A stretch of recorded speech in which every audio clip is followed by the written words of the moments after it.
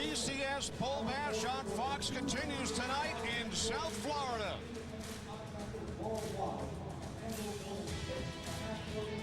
Fox Sports welcomes you to Dolphin Stadium in Miami for the 74th FedEx Orange Bowl, featuring 11-1 Kansas going up against 11-2 Virginia Tech. And a good evening, everybody. We welcome you to the FedEx Orange Bowl on Fox. I'm Kenny Albert on a cool night in Miami. Virginia Tech getting ready to take part in their 15th consecutive bowl game, while for Kansas, it's their first appearance in a BCS Bowl. I'm pleased to be joined tonight by three-time Super Bowl champion Darryl Johnston of the Dallas Cowboys and the longtime head coach at the University of Wisconsin with 8 bowl wins to his credit, Barry Alvarez. And Barry, let's start with Kansas. They have enjoyed a tremendous season under National Coach of the Year Mark Mangino. Jayhawks setting a school record with 11 victories. Mark Mangino was Coach of the Year, and rightfully so. He and his staff did a marvelous job in maximizing the talent on that football team. That, especially their offense, which led the nation with over 44 points per game. That offense is run by Todd Reesing, a feisty quarterback who epitomizes what this football team is all about. But this spread offense has got a tremendous amount of balance to it. 200 yards rushing and passing per game. If the Jayhawks are going to win this game tonight, Lawrence's zone, Brandon McAnderson, is going to have to be a factor in that running game. Brandon McAnderson looking forward to leading his hometown Jayhawks to the FedEx Orange Bowl. Let's take a look back now at how the Jayhawks wound up in Miami. For decades, the name Jayhawks has been synonymous with winning on the hardwood. But now, redefining is required. En route to the school's first 11-win season, UK's quick strike attack rewrote the record books. Sixth-year head coach Mark Mangino's team ascended to a number 2 ranking before suffering their only loss at the hands of Missouri in the season finale. From 6-6 to 11-1, the Jayhawks are one of, if not the biggest turnaround teams in all of college football. If you think it's all about basketball, you're not in Kansas anymore. Darryl, as Coach Alvarez talked about, 44 points per game. Amazing. It really is, and what they do is they put a lot of pressure on that defense, and the big question is, are they going to be able to match the speed and the athleticism of this Virginia Tech defense? I think they're very underrated out of the outside. They're a big, physical football team. My question is, how is Virginia Tech going to match that toughness of Kansas? I think that those are some big questions we have to get answered in this game. Here come the Kansas Jayhawks.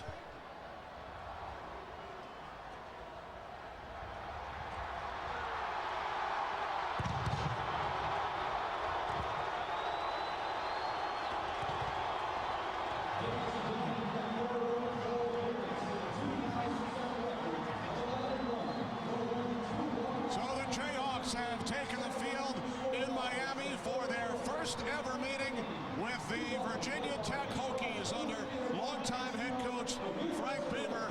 Like Kansas, Darryl, Virginia Tech with a chance to set a new school record for victories in one season. Well, 15 consecutive bowl appearances obviously gives you a lot of experience, but in my opinion, it presents a challenge. Kansas has a lot to prove tonight. Frank Beamer's challenge, he has to motivate his team to understand that this game is just as important to the Hokies as it is to the Jayhawks, and I'm interested to see how this platooning quarterback system works. I'm old school. I want one guy. Hitch your wagon to him and ride him as long as you can. Virginia Tech has had a lot of success with their platoon system. Darryl, we talked about both offenses, but both of these teams have great defenses. And when you talk Virginia Tech, you got to talk about great special teams.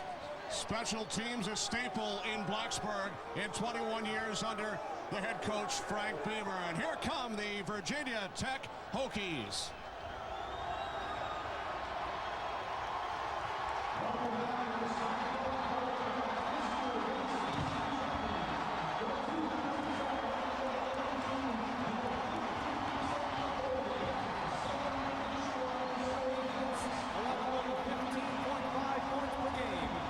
By the third winningest active coach, Frank Beamer, welcome the Virginia Tech Hokies. As the Hokies take the field, let's take a look back at the 2007 Virginia Tech season.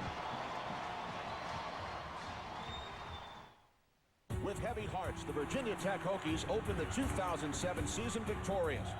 Then after slipping to 1-1 with a loss to then number 2 ranked LSU, they reeled off 5 straight victories. A mid-season showdown with ACC rival Boston College ended in a last-minute loss.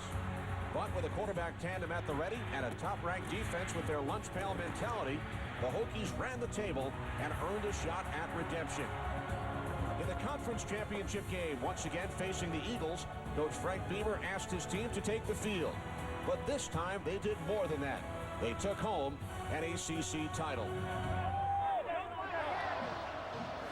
The opening kickoff just moments away right now. Let's send it downstairs to the 4th member of our broadcast crew, Jeannie Zalesko. Jeannie?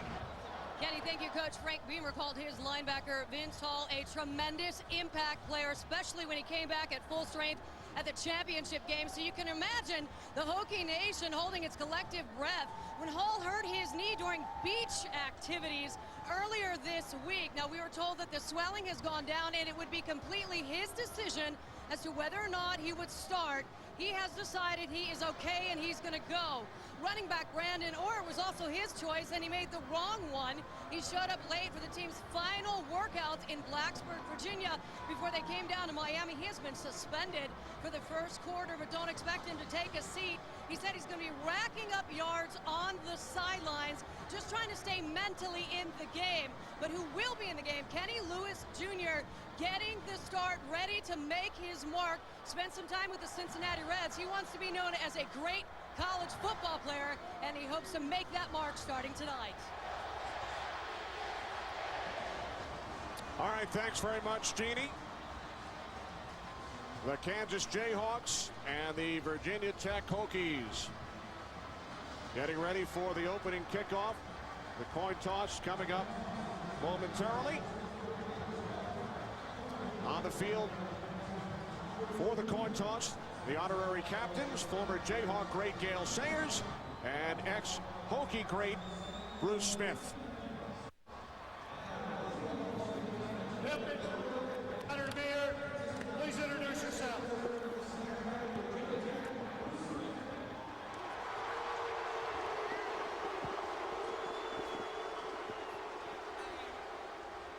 Mr. Wood, would you please step up with us, please? Captains, gold side, heads. Blue side, tail. Kansas, your choice. Tails, blue side. Mr. Wood, please do the honors. Come up blue. Kansas, you've won the toss. Kansas won the toss. Deferred in the second half.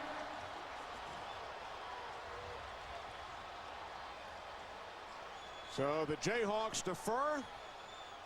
The Virginia Tech Hokies will receive the opening kickoff when we return.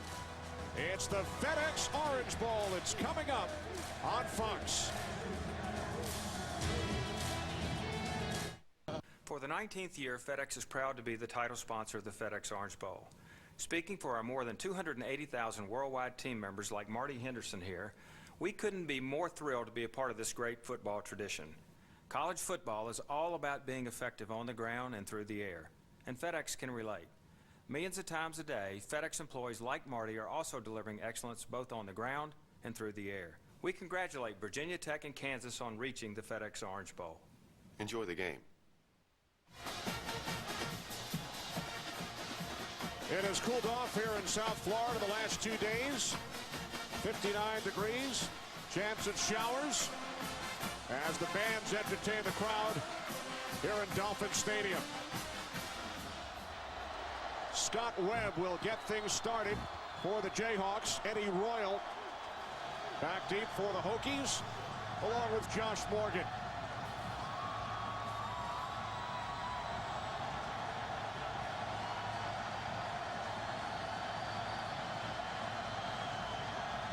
These schools have never met on the gridiron. The 74th FedEx Orange Bowl is underway. Taken out of the end zone by Eddie Royal. Royal across the 30. Across midfield and is finally forced out of bounds by the kicker, Webb. What a start for the Hokies. A 59-yard return by Royal, his longest of the season. Well, you talked about it, Coach. Special teams for the Virginia Tech Hokies. Most of the time you talk about block punts, block kicks, but this time it's a return. Great field position for this Hokie offense to start their first drive. What a way to get your offense on the field in great shape. Let's keep an eye on that hidden yardage on special teams. So the Hokies will start from the Kansas 41-yard line. The pitch to Kenny Lewis Jr. Jeannie mentioned Brandon Orr suspended for the first quarter, so Kenny Lewis Jr. makes the start. Gain of 4 on first down. Look at the Hokies offensive line hit by injuries earlier this season. And the backs and receivers, Josh Morgan, the leading receiver for the Hokies with 43 receptions. 2 tight ends, 2nd and 6. Sean Glennon to the air for the first time, and the pass intended for Josh Hyman incomplete. 3rd down and 6 coming up. They went right after Aqib Talib, the best receiver, best corner on Kansas's field. Went a double move, and he did an excellent job of covering. You had to look at James McClinton, the Big 12 Defensive Lineman of the Year, a solid core of linebackers, and Coach Alvarez just spoke of the All-American Aqib Talib. We will see Talib in all 3 phases tonight: offense, defense, special teams. 3rd down and 6.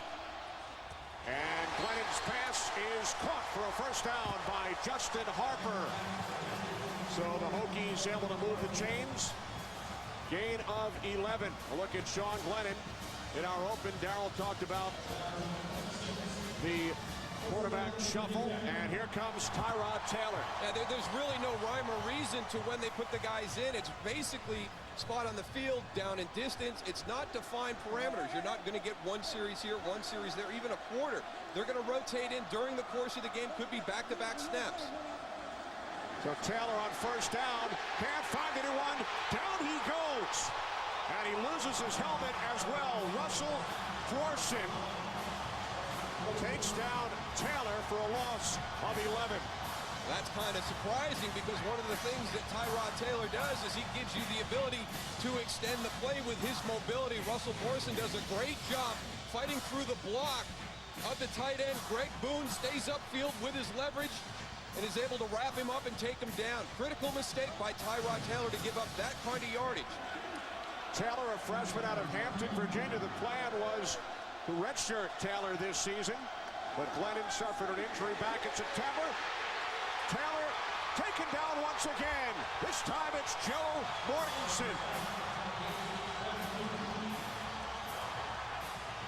You get Tyrod Taylor in the game, you have to account for his mobility. They bring pressure to defend that. Here comes a double linebacker blitz, both to the left side of the offense. You have Joe Mortensen coming in unblocked. Bill Young, the defensive coordinator, said that they were going to keep pressure on him. It looked like, if you remember, Virginia Tech was going to script the first 30 plays, and I think what they tried to do was throw a wrench in there and throw different tendencies according to the quarterbacks. Glennon back in. Taylor on the field for 2 plays. The Hokies lost 19 yards. 3rd down and 29. Glennon with time, complete to Lewis Jr., but he's tackled at the 38 by Joe Mortensen and James Holt.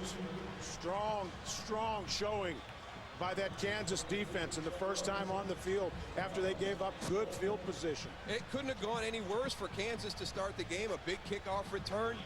Sean Glennon has some success throwing the football. They've got a 1st and 10 at the Kansas 27-yard line. That defense stands up, makes a couple of big plays to force him to punt. Aqib Talib back deep for Kansas. He has returned only 1 punt all season. Brent Bowden's punt sails into the end zone. So the Jayhawks will start from their own 20.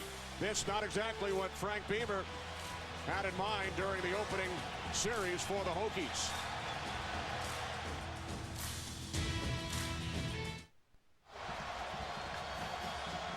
Huge chance tonight for the Kansas offense, which leads the nation in scoring, averaging over 44 points per game. They've gained over 500 yards in a game 7 times this season. Todd Reesing out of the shotgun. 1st and 10 from the 20-yard line. Reesing on 1st down. And the catch is made by Desmond Briscoe. Forced out of bounds by Brandon Flowers after a gain of 6. Reesing, a sophomore out of Austin, Texas, set 20 school records this season. Threw for over 3,000 yards and 32 touchdown passes. 2nd down and 4.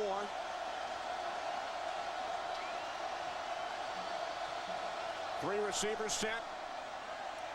Reesing can't find anyone, and then throws it out of bounds. So a 3rd down and 4 coming up for Reesing and the Jayhawks. The men protecting Reesing. The offensive line anchored by the junior left tackle Anthony Collins. Kansas has allowed only 22 sacks all season. Dexton Fields, the leading receiver. Brandon McAnderson with 16 rushing touchdowns. 5 receivers set. Empty backfield, 3rd down and 4. Jayhawks have to get to the 30. And Reesing's pass is incomplete. He was looking for the tight end, Derek Fine. Oh, he made the catch. Fine able to come up with it. And he picks up the 1st down. He lost his helmet. It was the helmet that you saw that came out, Kenny. Derek Fine, he's a tight end. He's a big guy, big target. Look at the ball placement by Todd Reesing. These balls are going to be thrown high. He's a short guy in the pocket. The balls to the wide receivers are all going to be in that position. He gives his guys an opportunity to make those catches. They're going to come out a little bit high because he's got to get him over the height of that defensive line. His helmet came off, but he held on to the football. Complete to Brandon McAnderson. And the Lawrence native picks up a 1st down out to the 49-yard line. 18 yards for McAnderson, who grew up attending Jayhawk games. As a little leaguer, his team received free tickets. Said it was easy to get a ticket back in those days, but probably not so much anymore. But Brandon McAnderson, a converted fullback, he knew that this team was going to be good. He just wanted to find a way to get on the field. They give him an opportunity to be the single back, and he has had a 1,000-yard rushing season. Bunch formation to the left and the right. And the pass is caught, taken into Hokie territory by Dexton Fields. As we meet the Virginia Tech defensive unit. 43 sacks for the Hokies. Chris Ellis with 8.5. Vince Hall did start despite the injury suffered on the beach here in Miami. And a terrific secondary, Flowers and Harris each with 5 interceptions this season. 2nd down and 8 from the Hokie 49. And the pass is caught at the 40-yard line by last year's starting quarterback, Kerry Meyer. Kerry Meyer really is an example of what this team's all about. Was beaten out after being a starter a year ago and accepted that role, but wanted to be on the field. Had the right attitude, moved to wide receiver because he wanted to contribute to the team. Meyer picked up a 1st down. Jayhawks on the move from the Virginia Tech 40. Fine shifts into the backfield. Inside handoff, and Jake Sharp is forced back by a guy, Darrell, I know you've been keeping your eye on, Cam Chancellor. This guy is special. He plays the boundary safety, the rover position in this Hokie defense. He is as athletic as anybody I have seen in the college game. He can do just about anything. He can be up on the line of scrimmage playing man-to-man. He can play a half-field safety. He can get down in the box and blitz from the outside, from the inside. I have yet to see something that Cam Chancellor can't do playing defense. He looks like a big linebacker out there. On 2nd and 8, the option to Jake Sharp. Chancellor was not fooled.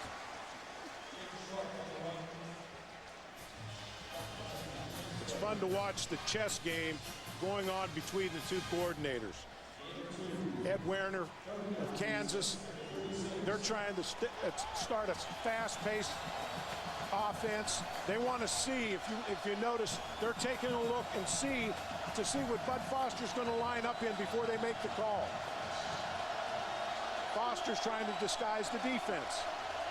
And then Reesing looks over to the sidelines for the play call.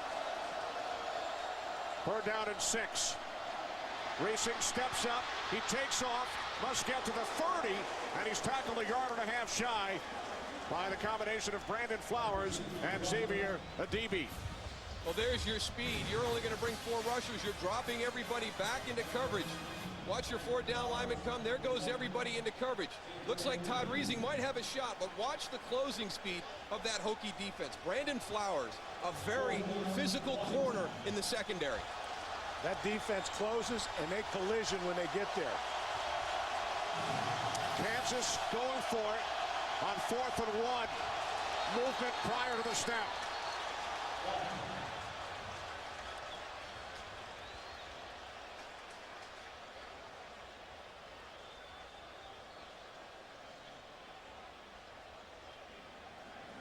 Bill Lamagnier, our referee tonight, a Big Ten officiating crew. Prior to the snap, contact by the defense, nose guard, 5-yard penalty, results, first down.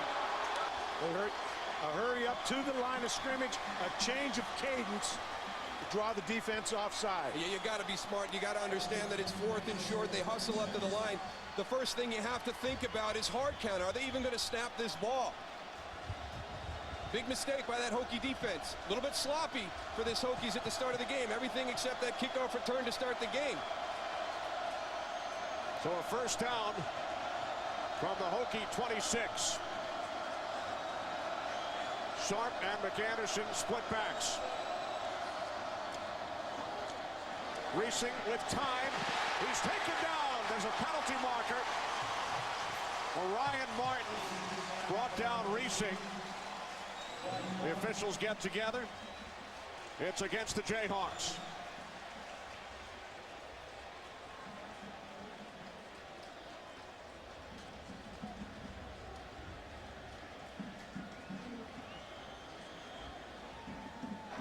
Holding, 78 offense, penalties decline. And out. That's the left tackle Collins. Kansas, the least penalized school in the entire nation. They don't beat themselves. They don't commit penalties. They don't turn the ball over. Those are the things that a young team trying to get to that next level has to do. That's exactly what Mark Mangino has with this Kansas team. But they take care of their business by not beating themselves. Gives them an opportunity to win games. 11th play of this drive for the Jayhawks. Second down and 20. Shovel pass to Sharp. Breaks a tackle. And is finally brought down at the 28-yard line by Vince Hall. Some improvisation from Todd Reesing. You have to defend so many things when you play this offense. We've seen some traps, a little bit of option. You've got spread formations with the ball quickly outside, a little bit of power running game. And you just don't know the tempo. If you're lining up on defense, they could take a fast tempo. You have to hurry to the line of scrimmage. You can see they're back lined up, ready to go. But there's still quite a bit of time left on the 25-second clock. 3rd down and 11. Jayhawks must get to the 16. Reesing to the end zone. Out of bounds.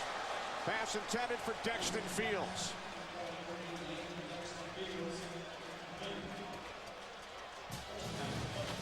Just a little bit too long on that. Dexton Fields coming out of that middle position at wide receiver, going to the corner. He's got him beat. He's over the top. He's got to get that route back farther towards that back pylon. He ran himself into the sideline, didn't give Todd Reesing an opportunity to work against the boundary. So Scott Webb, the senior from Tulsa, out to attempt a 44-yard field goal. It is no good, wide to the left. Following a long drive by the Jayhawks, we remain scoreless in Miami.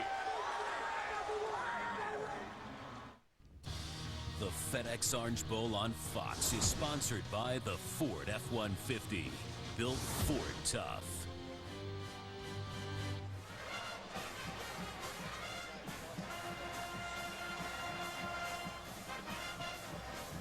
Welcome back to the FedEx Orange Bowl. Kansas Jayhawks drove 53 yards on 13 plays, but came away with nothing. Now Virginia Tech back on offense. They will start from their own 27-yard line with Sean Glennon under center. 3 receivers set on first down. The give to Kenny Lewis Jr. Guys, let's take a look at tonight's keys to the game, brought to you by Ford. Well, there's still a lot to play for Virginia Tech. They've never had a 12-win season. There's a chance they could finish #2 nationally in the polls, and they've got to win on the perimeter on defense. These Kansas receivers are great blockers. For Kansas, Reesing has to continue with his consistency. Take care of the football as he has all year. Don't try to win the game by yourself. And Virginia Tech is so good on special teams. If Kansas can break even, they should be satisfied on special teams. They're a little bit behind right now.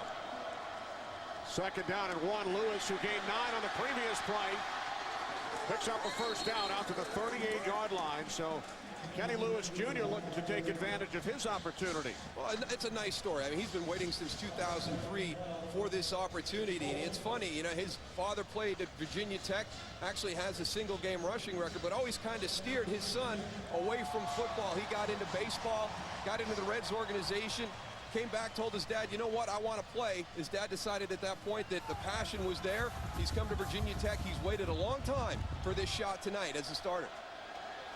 And now Tyrod Taylor checks back in on 1st and 10 from the 39.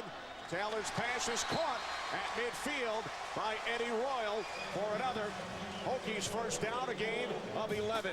Nice job by Tyrod Taylor. And you could see the Virginia Tech offensive thinking here.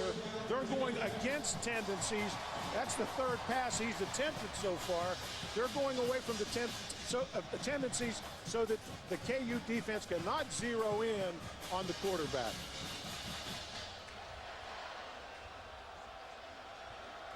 Taylor remains in the game. 1st and 10 from midfield.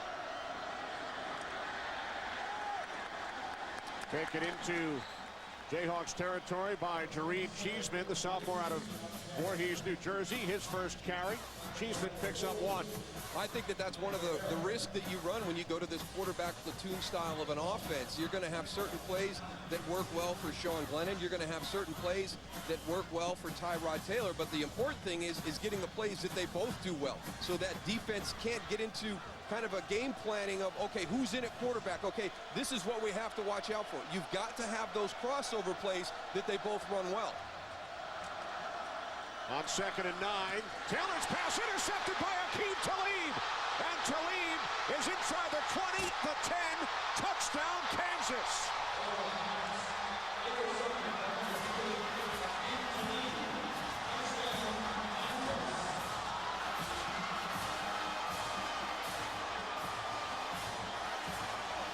A young quarterback is going to have a tendency to stare down his receiver, and I think Tyrod Taylor did that.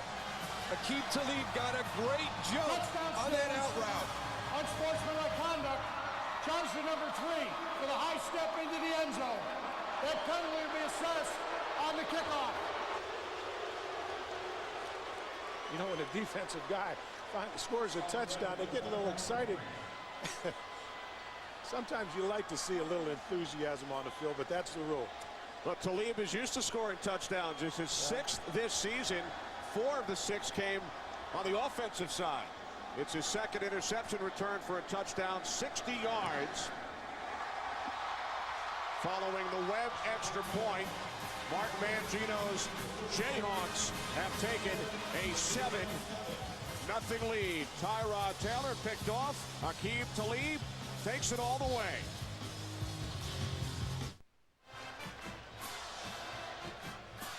Kansas out to a 7-0 lead thanks to their defense. Wait, Tyrod Taylor catches his ball in the shotgun snap, and he is staring right at Justin Harper, number 81. Watch the jump by Aqib Talib. He sat on that and jumped it. And the unsportsmanlike conduct penalty, a point of emphasis this season. So Kansas will kick off from the 15-yard line. You got to be smart. It's a great play by Aqib Talib, but he has to understand the way the game is called. We've already seen one great return by this Hokie kickoff return team. Now they're kicking off from the 15. This is going to give them another shot for great field position. Webb's kickoff taken at the 17 by Royal. Royal tripped up, brings it back to the 45, 28 yards. On the return, Justin Springer made the tackle on special teams. These great pictures provided by the DLP Amazing Picture Cam. DLP, the official HD TV of the BCS on Fox. DLP, it's amazing. It's the mirrors. Good starting field position for the Hokies, who trail 7-0. Sean Glennon back in at quarterback.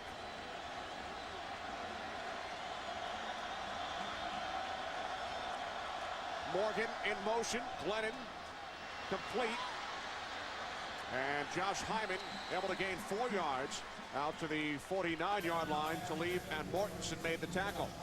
We were impressed when we studied this Kansas defense, just how disciplined they are. They may not be the greatest athletes, but they all hustle to the ball and always are in their proper angle. You saw right there, the ball's thrown outside.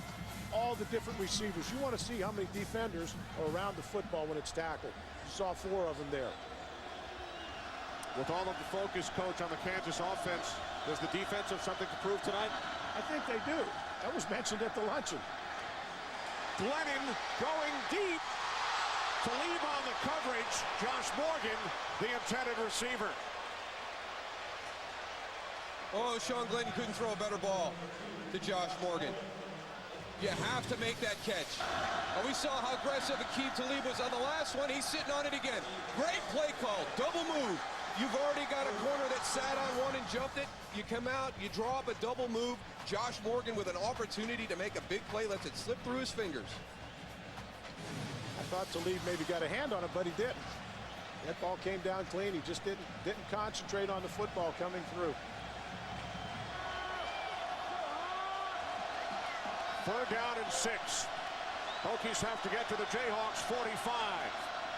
Glennon over the top, complete, first down and more. Justin Harper was out of bounds, ruled out of bounds at the 27. A 24-yard pass play, a Virginia Tech first down. This is a great group of wide receivers for this Hokie team. 4 seniors that will get the predominant amount of playing time. They control their own substitutions. They've come in together. They've gone through their careers together. They've got a great feel for each other. Have all put up big numbers throughout their careers. They all give you a little bit different thing to guard against.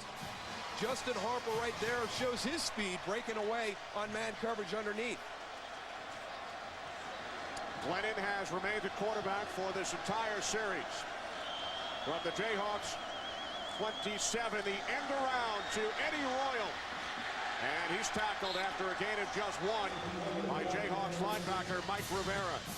That was an excellent job by Russell Brorson, holding his containment so that the ball could not get outside. He read the play away. He stayed at home and was not leveraged. Take a look at him here. Number 81, keeping outside leverage, allowing his inside pursuit to catch up to the running back. You sure do talk about team a lot with this Kansas group, Coach. I mean, you mentioned how they play defense, perfect fits. They understand their job. They don't try to do too much. Very disciplined. 2nd down and 9. Glennon wrapped up. Down he goes. James Holt, the junior out of Altus, Oklahoma. Loss of 5 on the play. We had a blitz on that particular play on defense. An excellent job by the secondary, playing man coverage, making him pull the ball down. Kenny Lewis Jr., he's in there as a running back, but you have to do more than just carry the ball and catch it out of the backfield as a receiver. You've got to be able to protect your quarterback on the blitz. He's the guy that got beat for the sack. Third sack of this first quarter for the Jayhawks. They had only 21 all season. Third down and 14. Glennon out of the shotgun. Firing downfield. Incomplete. Pass was intended for Harper. Justin Thornton on the coverage.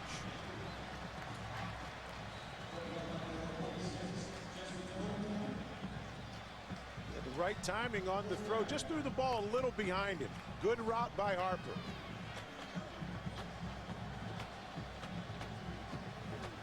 So Judd Dunleavy, senior out of Roanoke Rapids, North Carolina, out to attempt a 49-yard field goal. One shy of the school record for successful field goals in a single season. Dunleavy from 49. No good. Taken out of the end zone by Talib. Talib still on his feet. And is brought down by John Graves.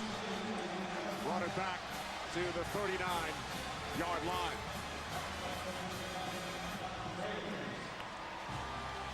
Just over 2 minutes remaining, first quarter. Frank Beamer's Hokies down by 7. The FedEx Orange Bowl is sponsored by Southwest Airlines. With Southwest Airlines' convenient nonstop flights, it's like having your own company plane. By FedEx, go air, go ground, go football. And by Tostitos, free the fun.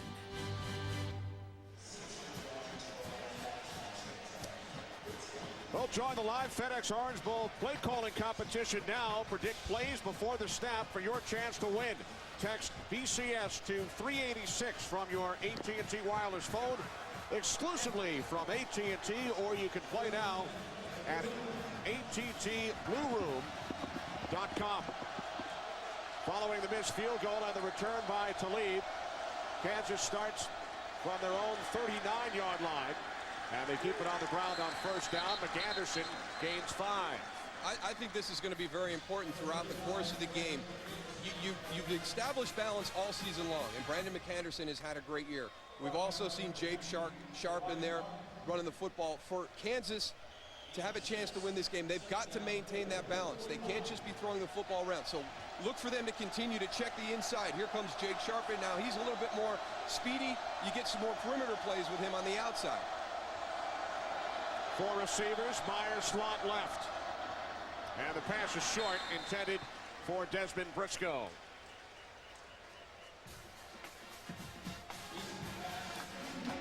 Tonight's aerial coverage brought to you by Bud Light. Endless refreshment from start to finish. Bud Light keeps it coming. Kenny Albert, Darrell Johnston, Barry Alvarez, Jeannie Zelasco. From Dolphin Stadium in Miami, the 74th FedEx Orange Bowl. Kansas leads Virginia Tech 7-0. Third down and 5. Jayhawks must get to the 49.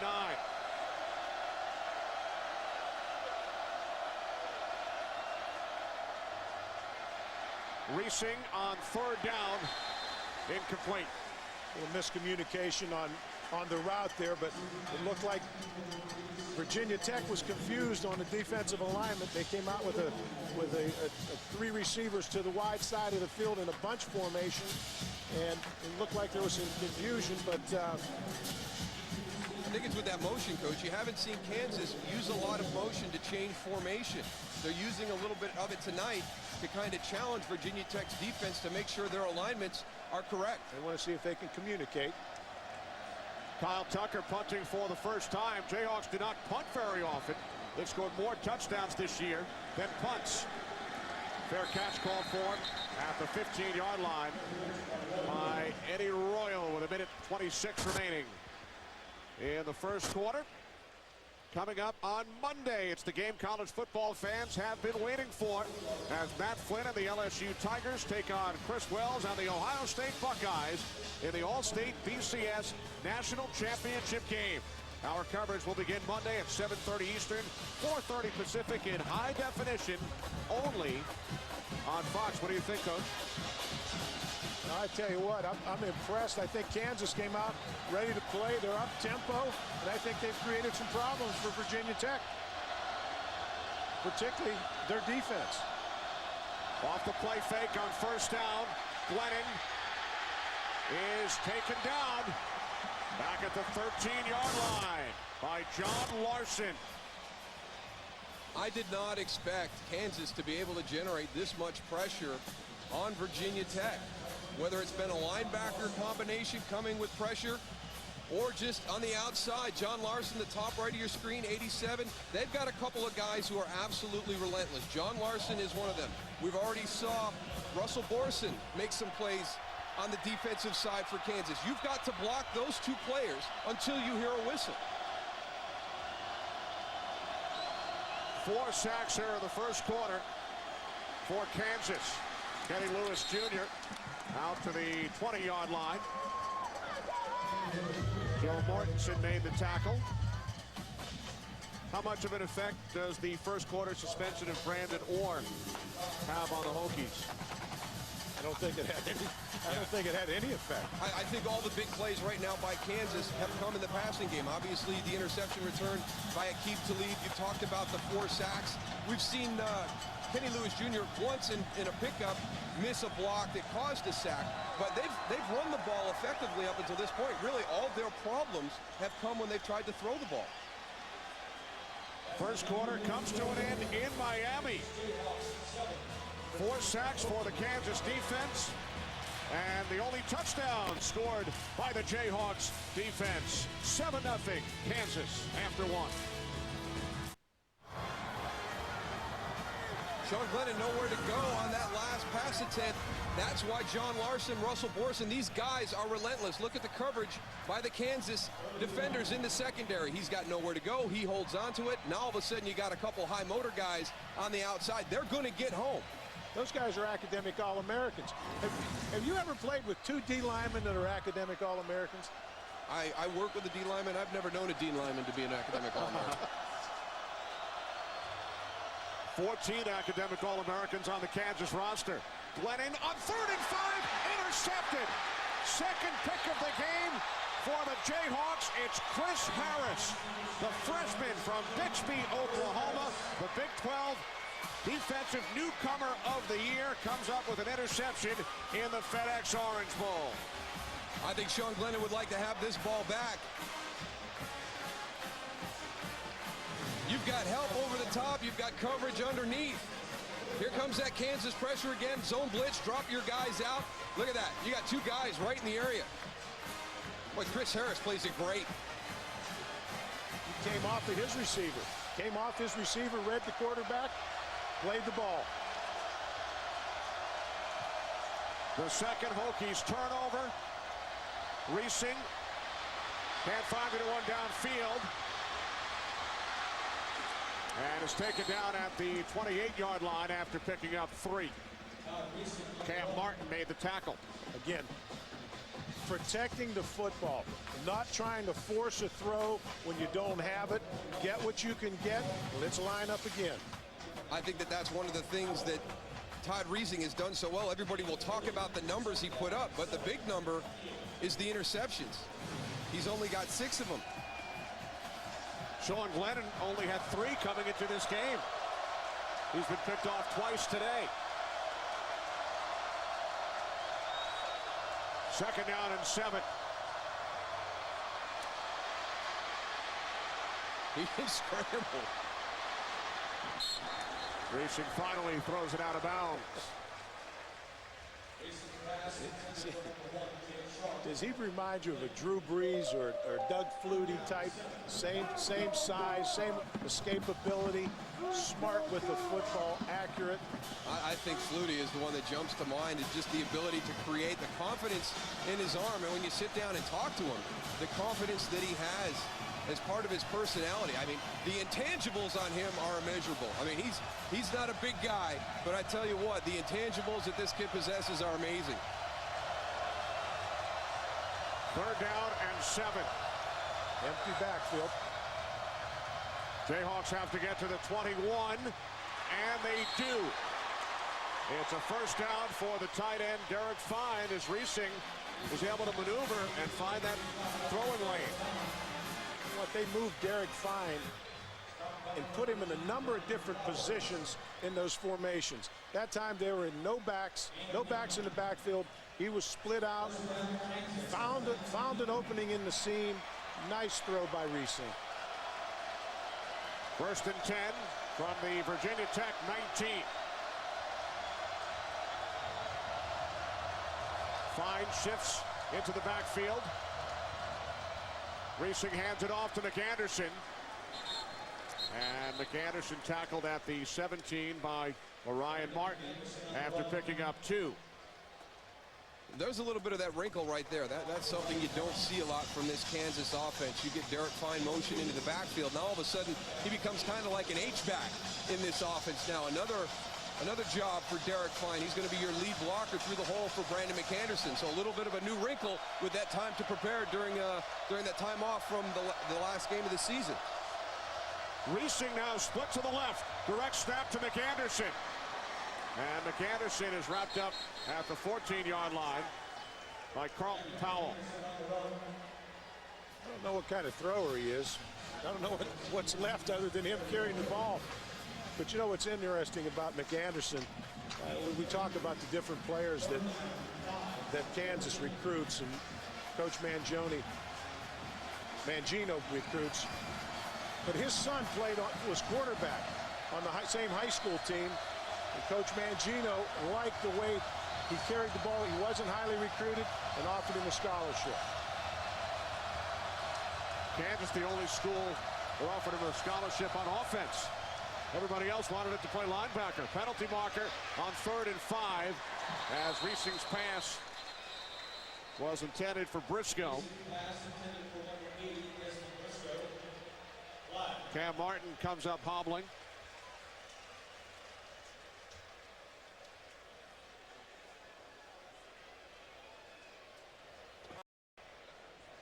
Illegal formation. Not enough men on the line of scrimmage. The penalties decline. 4th down. Let's check in downstairs with Jeannie Zelasco. Jeannie. Well, Kansas trying to prove to everybody that they deserve to be here, including their height-challenged quarterback. The media really beating up this team when they got to town, saying, how tall is Todd Reesing really? Coaches responded, tall enough to get us to a BCS bowl. Some things you can't measure. Listed at 5'11". Yeah. Here's Scott Webb. And Webb connects from 32 yards out. So the Jayhawks extend their lead early 2nd quarter in Miami. It is now 10-0 Kansas.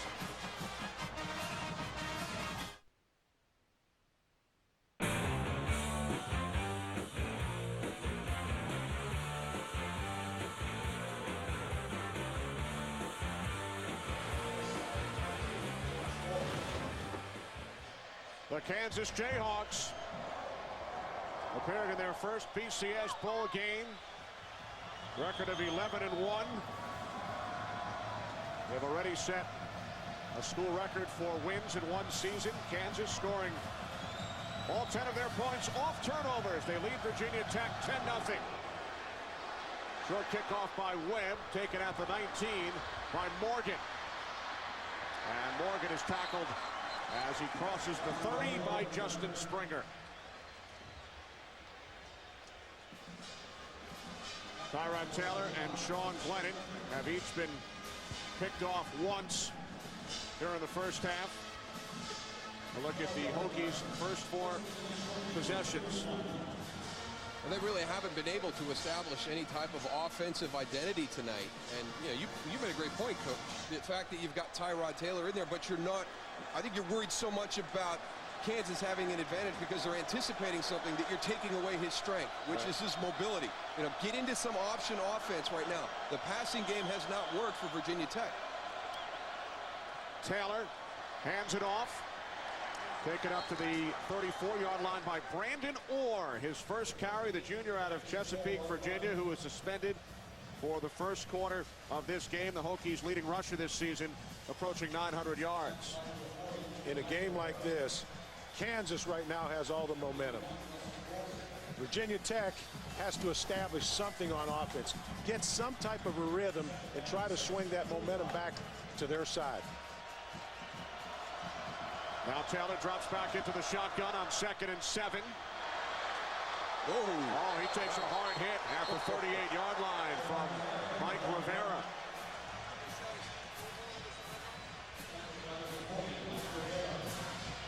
This group of linebackers are very, very physical. They're the heart and soul of this defense. Look at Mike Rivera come up. That is textbook. That's how you tackle. And I tell you, how about their coach, Steve Tovar, a great linebacker in his own right. Ohio State and several NFL teams. And he's enthusiastic, and we saw him really working these guys in preparation for this game. The mental part, it's not all about being physical on the football field. It's knowing your job. Steve's doing a great job making sure his guys are ready to play. Taylor on 3rd and 2. Justin Harper, the intended receiver. That's excellent coverage in the back end. A full blitz, man coverage, no one open. There's Steve Tovar right there. His guys coming off the field. But it's just not about being a physical presence on the field. I played against Steve. He's a tough guy on the field, but he always knew what his job was. He makes sure that all those linebackers understand what they have to do before that ball is snapped. Then let them be the physical presence on the field. The linebackers are the top 3 tacklers on the Kansas squad. Here's Talib on the return. Across the 40, out of bounds at the 43. A 17-yard return by Talib. The FedEx Orange Bowl on Fox is sponsored by Budweiser. Reach for the perfect balance of flavor and refreshment. Budweiser, the great American lager.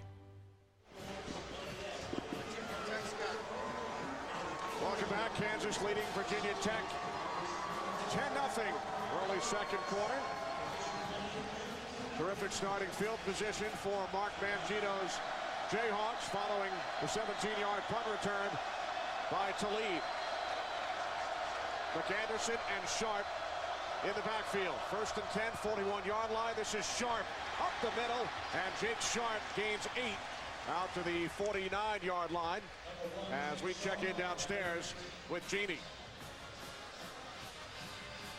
We've got a linebacker down on the Virginia Tech side, Cam Martin. They're hoping he can make his way back in. It is a right knee sprain. And that is Cody Grimm, sophomore out of Fairfax, Virginia, replacing Martin. He is the son of former Washington Redskin, now an assistant coach with the Arizona Cardinals, Russ Grimm.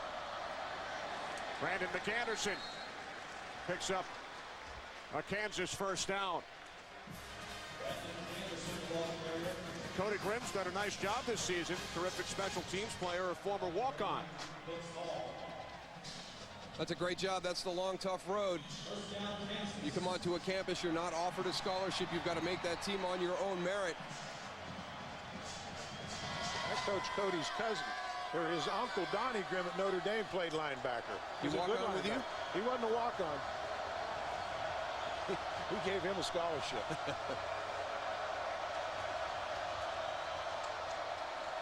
From the Hokie 48, racing in trouble. Down he goes. Back at the 45-yard line. Xavier Adibi along with Nikos Brown. Nikos Brown was the first one there. He's really what disrupted it. Watch on the right side. Boy, just gets right across the face of Cesar Rodriguez on the inside.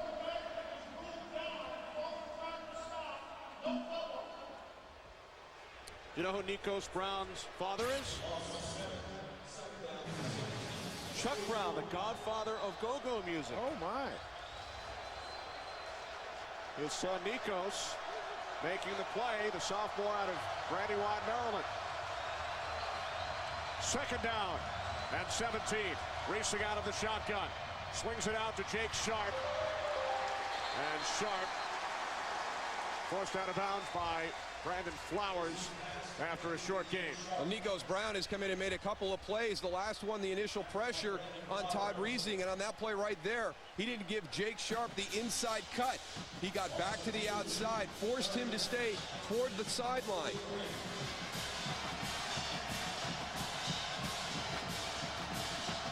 Think the band plays go-go music when Nikos makes a play? They should. Third down and 19 for the Jayhawks, who lead 10-0. Four receivers. Reesing to Sharp. And Sharp is close to a first down, tackled by Brandon Flowers. He needed 19 for a first, and he gained 18 yards. Nice job by Reesing, reading the blitz, having the answer for the blitz, getting the ball out to a hot receiver. What a great play call in that situation. Great anticipation by Ed Warner. He's going to go for it here on 4th and short. Last time Kansas went for it on 4th down, they drew a penalty.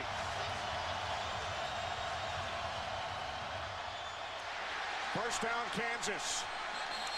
Marcus Henry, who's had a terrific season, 5 100-yard games, moves the chains for the Jayhawks. They are giving this Virginia Tech defense a lot to worry about. They're spreading formations, getting the ball outside quickly to their wide receivers. They've lined up in traditional pro sets with a fullback and Jake Sharp as your running back.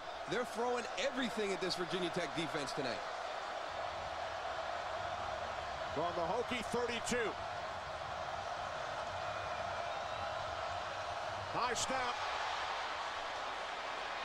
Reesing fires downfield, and the catch is made at the 18-yard line by Desmond Briscoe. Wow. Talk about making something out of nothing, as Reesing did there. You know what? How many quarterbacks have you seen with a bad snap, the ball on the ground, that they panic right there? He comes up out of there, eyes right down the field, and throws the ball, throws a touch pass over the linebacker. Right, look at that's in between Cam Chancellor and Brandon Flowers. I mean, there is no margin for error on that throw. From the Virginia Tech 18, this time a low snap. And some miscommunication. The pass was behind the intended receiver, Marcus Henry.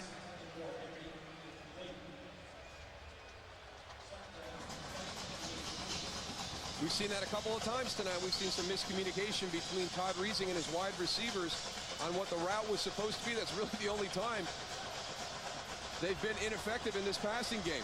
There's the center, Ryan Cantrell. A high snap followed by a low snap. Look at this one, right? Second and 10. From the Virginia Tech 18. Perfect snap, the toss to McAnderson. And Brandon McAnderson forced out of bounds at the 13-yard line by Cam Martin, who was shaken up earlier and has returned to the game. Virginia Tech plays a boundary field style of defense. When you put your formation and spread it to the field, look at all of the people that you pull out to this side. You leave on the backside just a little bit of a one-on-one situation where you can go there. Now you're going to get your quick toss to that side. You've only got one defender on the outside. By formation, if you're going to play that field boundary style, you've got to match the numbers. Four receivers set for Kansas. Third down and 5.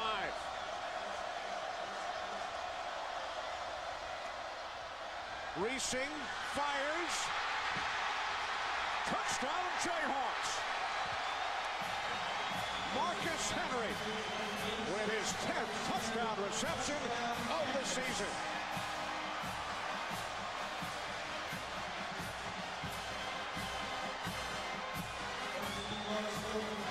Tall enough to lead him to a FCS game, Coach. I'll tell you what now, when he saw that cut, he saw the lane, and that ball was released now. He was drooling when he saw that. He couldn't wait to get that ball out. So on that drive, Henry goes over 1,000 yards for the season. Becomes the first Jayhawk in school history with 10 touchdown receptions in one season. And Reesing sets a new school record, the 36th touchdown pass of his career. 17-0 Jayhawks.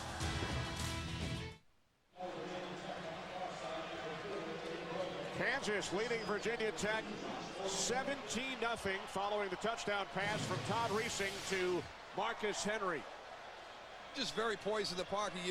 You heard Coach Alvarez talk about the fact that he knew what was coming. He had the right play called into the right type of coverage. That ball comes out on time.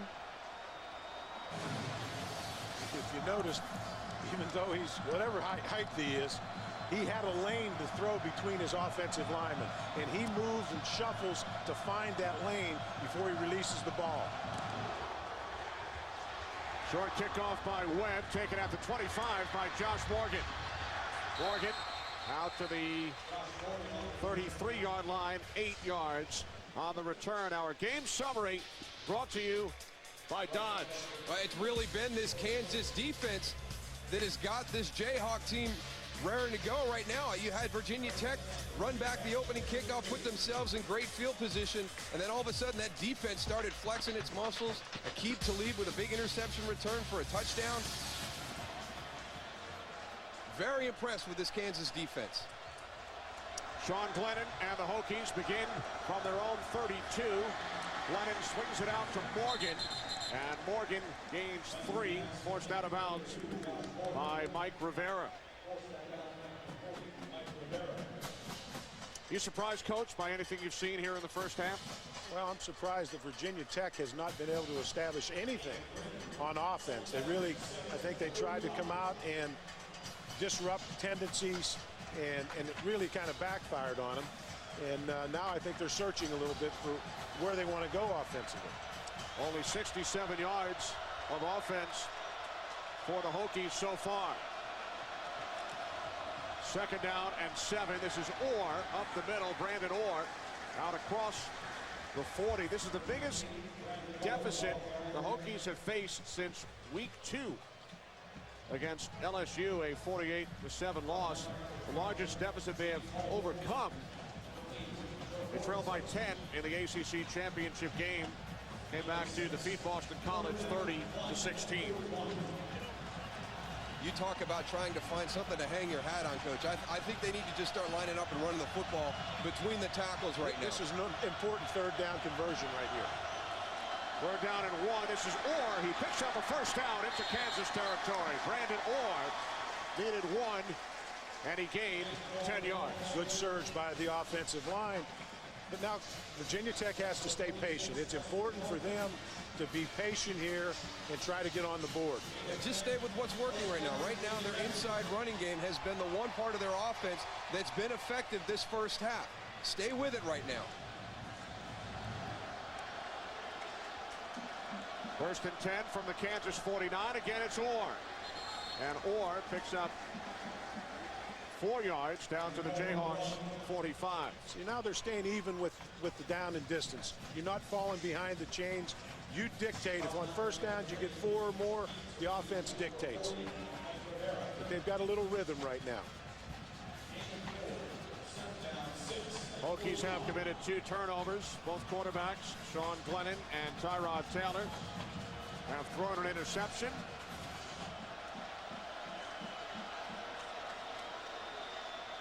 Second down and 6. Glennon hands it off, Orr, and this time able to gain just 1 as James Holt comes up to make the tackle. A little bit of success in that running game, and this Kansas defense isn't going to sit back anymore. Here comes your pressure with Mike Rivera right into that area. Here comes Joe Mortensen over the top.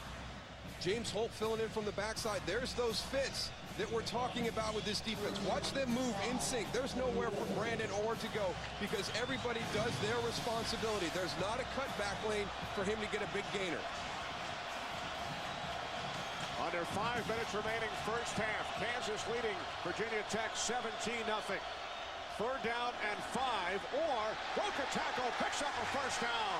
Good second effort by Brandon Orr. Good run by Brandon Orr. Broke a tackle in the hole, as you said, Kenny. And we haven't seen Kansas miss many tackles. Well, he's your horse right now. You got to start riding him. A little twist on the outside. Jeff Wheeler coming on that loop back inside, overruns it a little bit. Good vision by Brandon Orr, but I would hitch my saddle to him right now. Start riding him for a while. Look at him. He's wound up right now. Well, he's the guy who sat out the first quarter. Probably feels like he let his teammates down. This is Orr. Orr gaining 4 more yards down to the Kansas 32. John Larson made the tackle. These great pictures tonight provided by the DLP Amazing Picture Cam. DLP is the official HD TV of the BCS on Fox. DLP, it's amazing.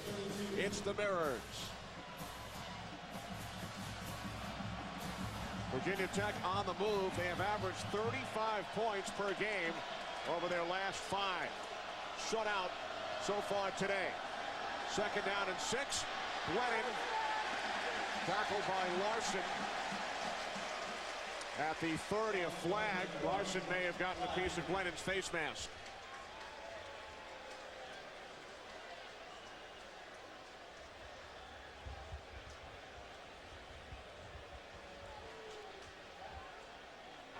Personal foul, face mask, 87 on the defense, 15-yard penalty, automatic, first down.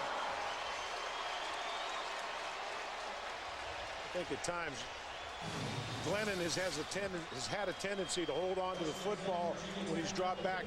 In this case, his receiver was covered. He pulled it down and got positive yardage, and then drew the penalty. Well, it's given this Virginia Tech offense a little bit of life. I mean, down 17-0. We went to commercial break before that kickoff. That sideline was flat. There was no emotion at all. This drive has added a little bit of life to that side of the field. The toss to Brandon Orr. And Orr takes it down to the Kansas 12 before he was tackled by Mike Rivera and Caleb Blakesley.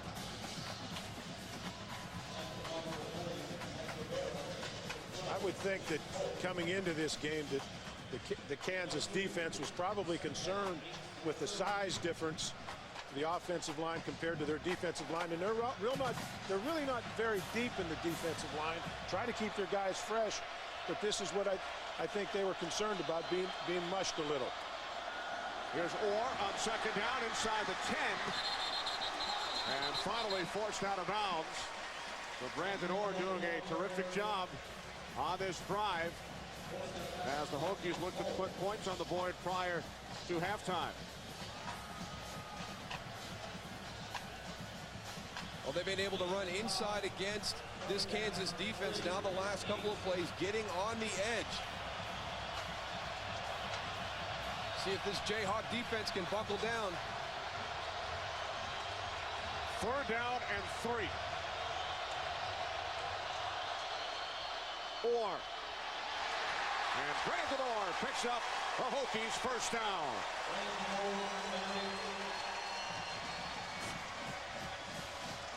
Nice job by the right side of the offensive line. Ed Wang, Sergio Render. Good movement up front.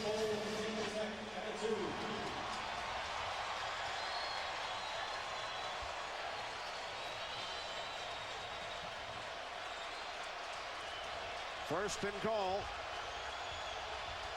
from the Kansas 2. Orr. And Orr is stopped at the 1-yard line by Todd Haselhorst.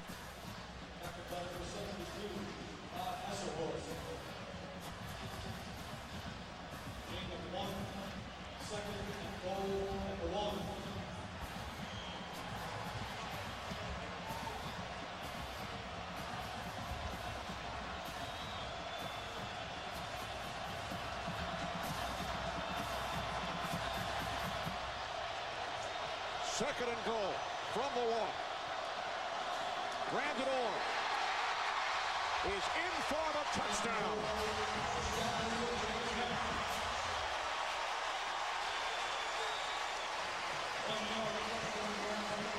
Coach, you talked about that right side of the offensive line, but that time it was all 5 of them. They had a tremendous surge against that Kansas defense. You teach an offensive lineman on the 1-yard line or down inside the red zone. When you're on the 1-yard line, you want to teach him to drive his man into the end zone, and that's exactly what you see. Look at the movement up front. And then you pulled Nick Marshman around to kind of fill that spot where the ball's going to. Just a great job by that Hokie offensive line. An important drive. 11 carries, 48 yards, and a touchdown running the football. They've tried to get fancy with it up until this point in this game. It's cost them a couple of interceptions, 1 return for a touchdown. They just come out on that drive, make a decision that we're just going to get behind Brandon Orr and pound this ball down the field. It pays off with a touchdown. So the Hokies are on the scoreboard. They now trail the Jayhawks by 10. The FedEx Orange Bowl is sponsored by Dodge. Live to the fullest. Dodge Grab Life. By the new AT&T, your world delivered. And by Taco Bell, big fans of College Bowl action.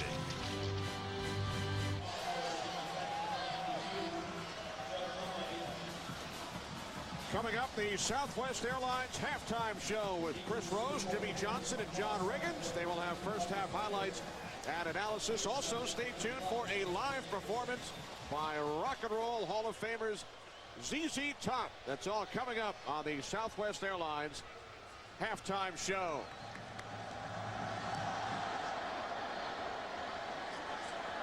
Kickoff taken at the 15-yard line by the Big 12 Special Teams Player of the Year, Marcus Herford.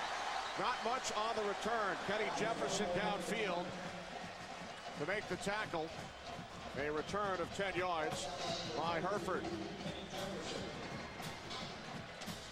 So with 1:18 remaining in the first half, Todd Reesing and the Kansas offense heading back out. Reesing's numbers so far, 12 of 19, 108 yards, and a touchdown. Jayhawks will start from their own 23. McAnderson, the lone back, 3 receivers set. Brandon McAnderson running left. And McAnderson gains just 1 before he was tackled by Orion Martin. Anderson slow to get back up. That'll be a tough one for this Jayhawk team. He's all right. Timeout called by the Hokies with 1:03 remaining in the half. I think they felt that Kansas was going to try to run the clock out and get in at the half, 10 points up, and feel as though now they're going to make them throw the football and possibly try to get it back. Well, I think they should. I think that that's probably exactly what Mark Mangino is thinking. They deferred when they won the toss. They're going to get the ball to start the second half, so no reason to do something foolish here. We've talked about how good they are with protecting the ball and not beating themselves, but you've got to get that first down if you want to stay on the field offensively. Otherwise, you're going to turn it over to that Hokie team that just got a big rush from that great performance by their offensive line in the running game on the last drive.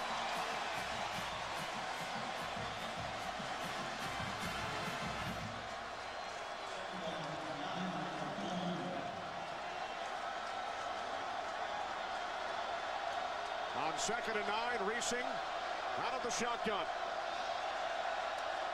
From the 24-yard line. Inside handoff to Jake Sharp.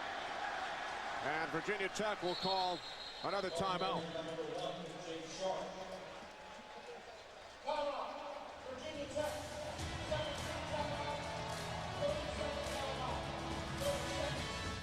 Bud Light is brewed to give you everything you want in a beer.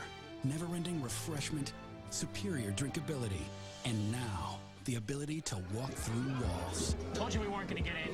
What are we going to do now? What are we going to do now? We're going to do this. Not good. The ability to walk through walls no longer available in Bud Light. The endless refreshment, however, remains. Bud Light keeps it coming. I wonder where Jake is!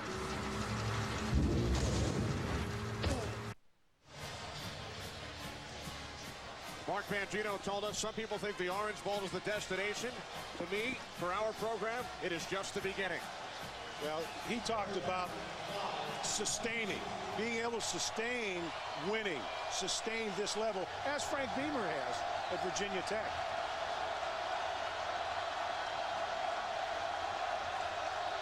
Third down and 5. Jayhawks have to get to the 33. Reesing fires. Kerry Meyer makes the catch for a Kansas first down. I think you'll see them change their philosophy now. I think you'll see them ball in the air in a no-huddle offense now. All it takes is that first down. I mean, that's a critical third down snap right there, because if you don't convert, now you've got that Hokie punt block team coming on the field, and that can be an adventure. So big connection between Todd Reesing and Kerry Meyer on that play. Well, I like the way he gets that ball off. He gets it off quick. How about the ability of Kerry Meyer, too? I mean, that's your backup quarterback, backup punter, playing wide receiver, making a catch on his back hip. Jayhawks using a lot of time prior to the snap. They have all 3 of their timeouts. Yeah, they just want to get it in at halftime, get that ball back to start the second half. So the Jayhawks will take a 17-7 lead into the locker room at halftime.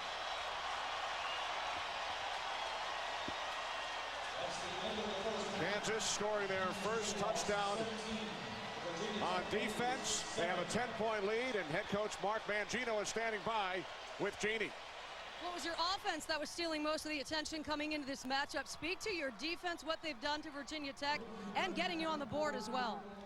Well, our defense has been good for us all year. I've said that all along, and you know, we've played strong on defense. I don't like the last drive. You know, I don't think we got our fits in the run game. We got reached at the line of scrimmage. That's uncharacteristic for us. We got to get that corrected at the half. All right. Have a good second half. Thank you, sir. From the FedEx Orange Bowl, halftime festivities about to get underway. Here is Chris Rose. All right, Jeannie, thank you very much. Coming up next on the Southwest Airlines halftime show, I will be rejoined by Jimmy Johnson and John Riggins. They're going to break down the first half, plus a special performance from ZZ Top. You ready for the halftime show? It's coming up. We welcome you back to the FedEx Orange Bowl on Fox. We get set for the second half. Kansas leading Virginia Tech by the score of 17-7. Barry, Darrell, your thoughts on the first half? Well, Reesing comes as advertised. He was very impressive, managed the game, moved their offense, did a lot of things. I thought it was huge for Virginia Tech to get that last drive. That drive was very important to get some momentum back and some confidence. Yeah, the confidence is the big thing. They didn't do anything right offensively. 2 turnovers, had 1 return for a touchdown. The Kansas defense had played well the entire first half up until that drive, and you heard Coach Mangino talk about, hey, we didn't play well defensively on that last drive. They took Brandon Orr and pounded him 11 times all the way down the field. He talked about fits. He talked about getting reached on the outside. You made the point, Coach, they just got blocked. Virginia Tech came out. They finally found something that was working for them offensively and stayed with it. I tell you one thing that did surprise me in the first half. We talked so much about Virginia Tech special teams, but there were 2 big plays on special teams. Aqib Talib runs back a field goal because Virginia Tech didn't cover very well. He caught it deep in the end zone, 9 yards deep in the end zone, and was able to bring the ball out to the near the 40-yard line, and then had a 17-yard punt return. I was looking at Frank Beamer's face at that time. He wasn't very happy. That's very unusual. Guys, a look at our Taco Bell impact players of tonight's game. Coach Alvarez mentioned the Kansas quarterback Todd Reesing, 13 of 20, 123 yards, 1 touchdown. And Brandon Orr, who did not play, Darrell, in the first quarter, gained 48 of his 52 yards on the touchdown drive. Yeah, it was just mano a mano. You know, come out, we're going to run the ball, we're going to take it right down the field. They stayed in manageable down and distances. They were getting positive yards on first down, able to go right down the field. You know, one other thing, the Virginia Tech defense is not playing bad. They're playing okay. They've And only guys, given up 10 points. Before we get started in this second half, we check in downstairs with Jeannie Zelasco. Jeannie? Well, you can tell by the umbrella here that the heavens have opened up against us once again tonight. Hey, I talked to Coach Beamer as he was coming out for the second half, and I asked him what was the one big problem you saw in the first half, and he said we really zeroed in on that interception, that turnover, the first one that really just killed us. I asked him if maybe the two quarterback set, the rotation really trying to disguise it, if they outsmarted themselves. He said, you know, maybe a little bit there, but really we're just having to get back to what we do best. We need to start running the football again, so look for that in the second half. And run they did in the second quarter after Brandon Orr entered the game. A look at the first half numbers. Kansas tying their season high with 4 sacks in a game. All 4 tonight came in the first quarter. Kansas deferred at the start of the game, so they received the second half kickoff. This is Marcus Herford. Herford brought down just shy of the 25-yard line. So Todd Reesing will lead the Kansas offense out onto the field with a 17-7 lead. This is going to be a critical series for this Kansas offense.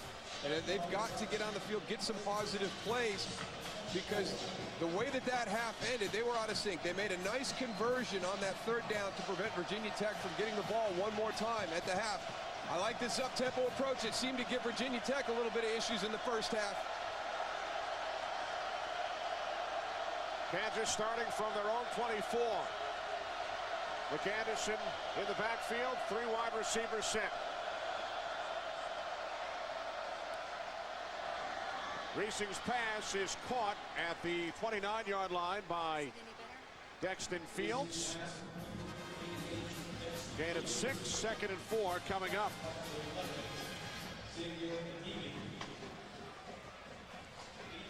With this rain, it'll be interesting. Ed Warner was telling me he was concerned if it did rain because Todd Reesing's hands are not real big.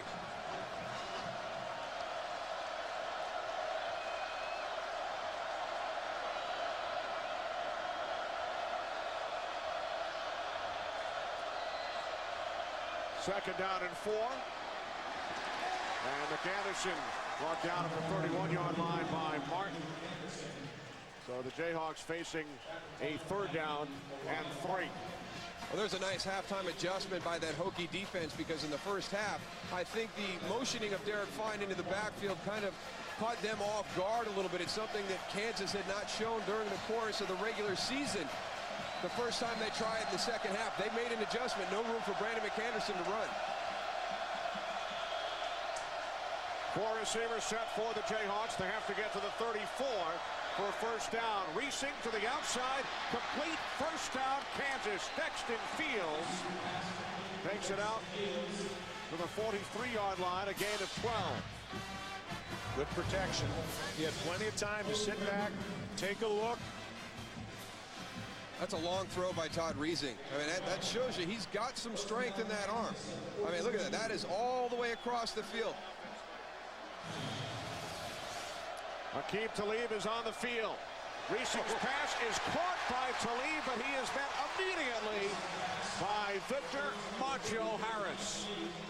Darryl, that's what you talked about before the game, was the matchup outside and whether the wide receivers would be physical enough to handle the corners from Virginia Tech. Well, I think when all of a sudden when you put Aqib Talib on the field, number 3 right there in that formation, all of a sudden that light has to go on as a defender. They're going to try and get him the ball. So great pre-snap look by that defense and playing aggressively to prevent him from being able to get anything going after the catch. Loss of 6, 2nd and 16. Talib remains on the field. Reesing in trouble. Down he goes. Orion Martin taking down Todd Reesing at the 35-yard line. Both of these defenses have been able to get pressure with just 4. You see right there, Xavier Adibi. Adibi is in the mix, but he backs out.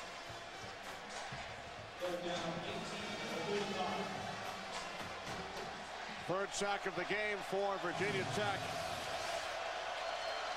5.5 this season for Martin. 3rd down and 18.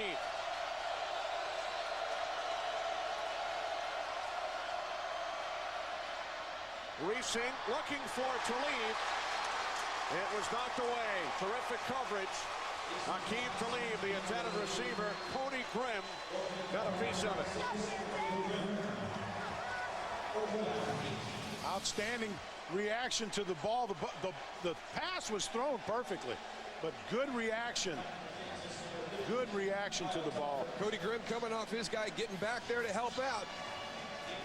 That's a great drop by a linebacker now. That's a lot of ground to cover.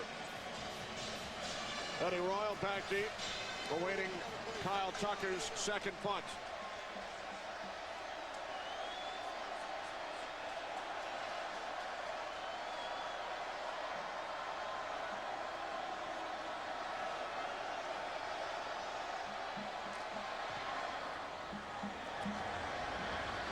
Good kick by Tucker. The trickery from the Hokies on special teams. There is a flag on the field. Another flag as Justin Harper takes it all the way.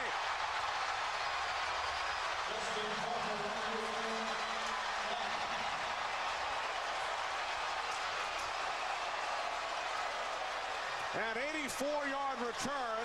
There are 2 flags. Formation, offense number 16. The penalty is declined. What results? Touchdown. Beamer ball strikes again. Here we go. I think Frank may have gotten their attention about special teams or lack of attention to special teams. Look at the right side of your screen. Rashad Carmichael comes in. They give you a block look. So all of a sudden you're thinking punt block. Not only do they set up a return, but they set up a reverse on the return. Look at all the Kansas Jayhawks moving left. There's your wall. Look at that wall set up. You always worry about the punt block in that situation. They come back and get you with a great punt return. So the Hokies, who trailed 17-0, have scored 14 points in the last 4 minutes, 49 seconds. An 84-yard punt return touchdown. Justin Harper. Kansas lead cut to 3. The FedEx Orange Bowl is sponsored by High Definition TV and Blu-ray. Your choice is clear, the future is blue. By Verizon Wireless. And by Pontiac, the first ever G8 from Pontiac, the official performance machine of the NCAA. This is Frank Beamer's 21st season as Virginia Tech head coach. The first touchdown scored under Beamer. His first season came on special teams. The touchdown moments ago on the punt return scored by Justin Harper, the 41st special teams touchdown in Frank Beamer's 21 seasons. Yeah, we talked about it before the game, about how important it was, and he's in charge of special teams and made a major emphasis. And a lot of starters, unlike many schools, a lot of starters are on those special teams. He puts his best players out. Marcus Herford backpedals from the goal line. Herford stopped just shy of the 20. Tonight's aerial coverage brought to you by Bud Light. Endless refreshment from start to finish. Bud Light keeps it coming. Well, we have ourselves a ball game, Darryl. We sure do. We sure do. You've got the interception returned by Akeem Talib, just canceled out by that punt return by the Virginia Tech Hokies. So the Kansas lead has been cut from 17 down to 3. Reesing on 1st and 10 from the 20. Good coverage downfield. Now he lobs one up. And it is out of bounds. Cam Chancellor looking for the interception, but he did not come down in bounds. Well, he had plenty of time. You know, with his feet, he extends the play. Looks downfield. I think he tried to force that one a little bit, but look at the coverage. He got away with one right there. We talked about in the first half how he was very good at managing the ball. It's something he's done well all season long. This is a high-risk throw. He's lucky he got away with that. Second and 10, 4-receiver set. Racing in trouble. Down he goes. Carlton Powell with the 4th Virginia Tech sack tonight. Well, this momentum has swung. It's swung Virginia Tech's way, and those 4 defensive linemen are teeing off. Number 99, Carlton Powell, coming from your right defensive tackle. Little arm under, he's right away. Beats Adrian Mays right away up the field. And again, that is going to be the critical thing. If your tackles are getting up into the face of Todd Reesing, he has nowhere to step up. Hokies 3rd in the nation in sacks. Shovel pass to Sharp, and he is wrapped up and brought down by Vince Hall. Well, 2 great series. 2 great defensive series by Virginia Tech. Now you got to go back and punt the ball again. They went with the return on last time. If I'm Kansas, I'm thinking pressure. Frank Beamer's going to be coming after him this time. You got 10 up. That's what they showed last time. It came with a return. Rashad Carmichael, number 21, in on the left side. Now he's back out to cover. They're coming from the opposite side. They've got a free guy. They're going to motion him in and go man up. 10 men up for the Hokies. Eddie Royal back deep. Kyle Tucker. Good kick. Makes a Kansas bounce. What a great kick. And finally comes to a stop at the 18-yard line. A 63-yard punt, season long by Tucker. Auburn University is a finalist for the Pontiac Game-Changing Performance of the Year. The Tigers have already won a $5,000 scholarship from Pontiac for kicking the game-winning field goal twice to beat Florida. Vote now at Pontiac.com/NCAA to help decide the winner of the $100,000 Pontiac Game-Changing Performance of the Year, which will be announced at the BCS National Championship game on Fox, January 7th. Moments ago here in Miami, a potential game-changing play. The 84-yard punt return touchdown by Virginia Tech's Justin Harper. Sean Glennon going deep. And a penalty marker pass intended for Josh Morgan. Chris Harris on the coverage. Chris Harris had good coverage. He panicked it. I think he looked up and saw the ball underthrown, felt he was out of position. I have to admit, that did surprise me a Press little bit right there. Defense, number 16, 15-yard penalty, automatic, first down. As you pointed out, Coach, you watch, he's in good position right here against Josh Morgan. Now he turns around, finds the ball, it's underthrown, he gives him a little tug right there to try and get back and make a play. Right here is where he gets in trouble.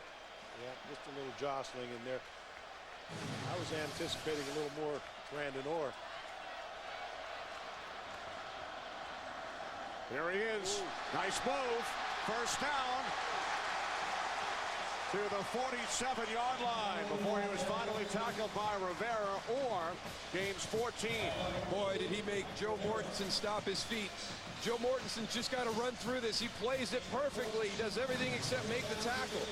Watch Brandon Orr freeze number 8. Here he comes, unblocked, right in the hole, freezes him right in his tracks, bounces outside.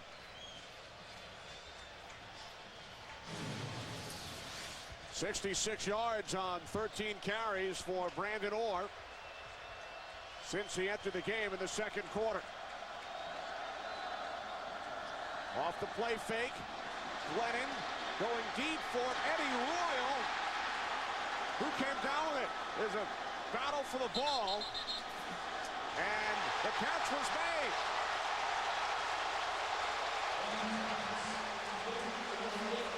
Eddie Royal still down.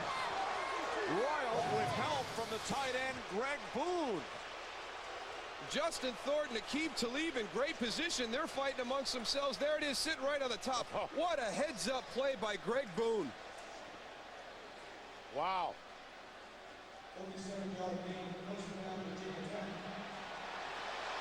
The two Jayhawks are fighting over the ball. There's Greg Boone to come in and clean it up. Talib just misjudged his jump. How about that? Landed right on his stomach.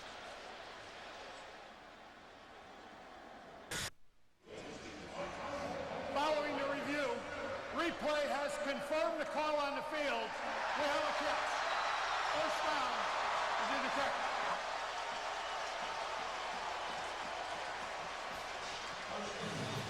Heads up play by Greg Boone turns into a 37-yard reception for Virginia Tech. That great hustle down the field puts him in a position to make that heads-up play. Doesn't give up on it. He's there in time to take that ball off Eddie Royal's stomach.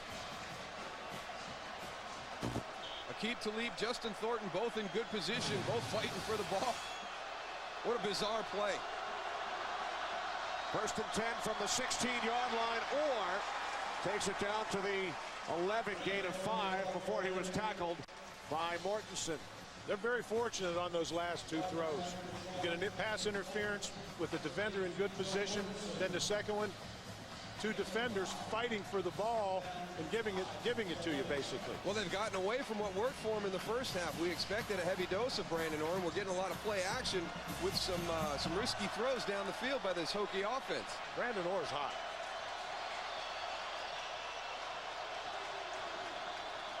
Second and 5. This is Orr. Looks to turn the corner, but is forced out of bounds by Chris Harris, along with Darryl Stuckey. Well, one of the things that you heard Coach Mangino talk about at the end of that half was the fact they didn't have good fits. They were getting reach. When you get reach, that means you're able to turn the corner.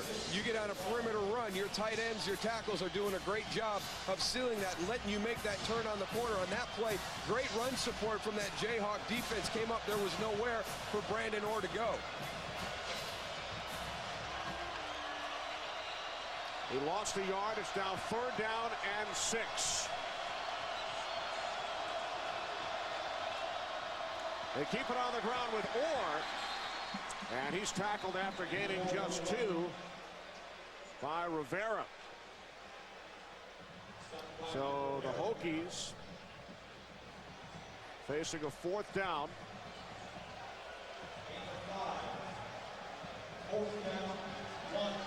4th and 1, and Frank Beamer will send out the field goal unit.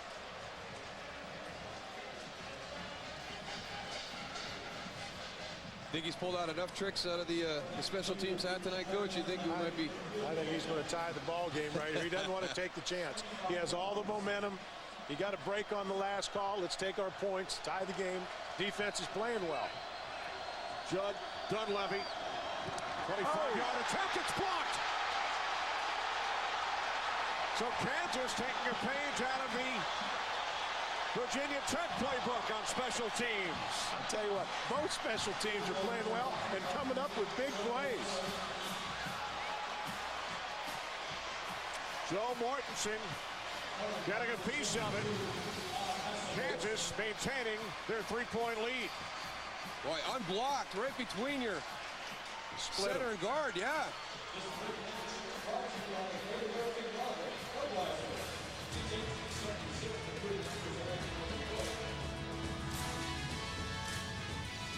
The FedEx Orange Bowl is sponsored by FedEx. Go air, go ground, go football. By DirecTV, now get over 85 of the best channels in HD and more coming throughout the year. And by Allstate, proud sponsors of college football. Are you in good hands? Virginia Tech drove 67 yards downfield, but come away with nothing following the blocked field goal. Kansas 1st and 10 from their own 20. Reesing to Meyer. Ball came loose, incomplete. Brandon Flowers, the native of Delray Beach, Florida, made the hit. These great pictures tonight provided by the DLP Amazing Picture Cam. DLP is the official HD TV of the BCS on Fox. DLP, it's amazing. It's the mirrors. Kansas led 17-0. It's now a 3-point game. Virginia Tech with a chance to tie it moments ago, but Joe Mortensen of Kansas blocked the field goal attempt. 2nd and 10 for Kansas from their own 20. Reesing is nearly picked off by DJ Parker. This Virginia Tech defense is really stepping up and putting pressure on. They're trying to get Reesing out of the pocket to get away from the rush, but the defense is up the field. When you move your quarterback on a sprint like that, you're taking half the field away, almost 2/3 of the field away. It's less ground for them to cover. DJ Parker knows that. He sees the wide receivers in that area. It gives him the ability to jump that route. 4 wide receivers on the field. 3rd down and 10. Reesing dumps it off to Fields. Oh, you just got to go. You just got to go. Adebe came out to make the tackle. Kansas forced a punt. Adebe had a great angle on him right there. You're right, Darryl. You don't stop your feet. You go for the first down, but an excellent leverage by Adebe. Take your shot, catch it on the go, head for that first down marker, do the best you can, but don't stop your feet and try and cut back inside. The one thing you know about this defense is about the speed and the athleticism. Everybody's going to be coming from inside out. Jayhawks, 3 second-half possessions, their 3rd punt. Eddie Royal back deep. End over end kick. Taken at the 34 by Royal. Penalty marker as Mortensen makes the tackle. It was Mortensen who blocked the field goal attempt moments ago. Royal brought it back 7 yards to the 41-yard line.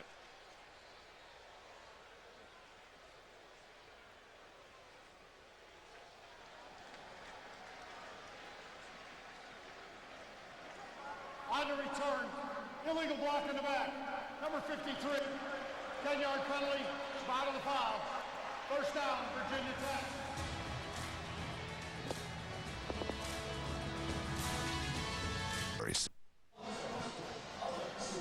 Virginia Tech trailing by 3 will start from their own 25. Coach, are you surprised at all that we have not seen Tyrod Taylor since the first quarter? I am surprised because predominantly they've been running. They've taken some shots, but they've been running the ball, and he gives you a little bit more in the run game. Brandon Orr out across the 30 to the 32, a gain of 7. Again, it's Mortensen along with Haselhorst on the tackle, so a 2nd down and 3 coming up for the Hokies. Again, on first down, they're staying normal. An offense loves to be sitting here 2nd and 5, 2nd and 6, 2nd and 3. If you keep normal, you dictate the game. The offense right now is dictating the game. Orr with 81 yards on the ground, averaging 5 per carry. 2 tight ends in the game. 2nd and 3, it's Orr. And Brandon Orr picks up a Virginia Tech first down. Coming up this Sunday on Fox, it's the NFC wildcard matchup in Tampa between the NFC South champion Tampa Bay Buccaneers and the New York Giants, who nearly became the only team to defeat the New England Patriots this season. Patriots finishing 16-0, Giants and Bucks. NFC wildcard action this Sunday on Fox. Glennon airing it out of bounds. Justin Harper unable to come up with it inbounds. Chris Harris on the coverage for the Jayhawks, and Harper is shaken up.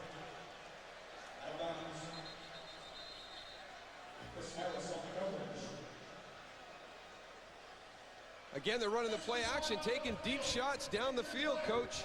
I mean, Chris Harris is in good position again. Ball's thrown outside, but I can't figure it out. Every time they run Brandon Orr, they're getting big chunks of yards, staying ahead of the chains. They go to play action, and they're going for the home run every time. They're getting a little impatient.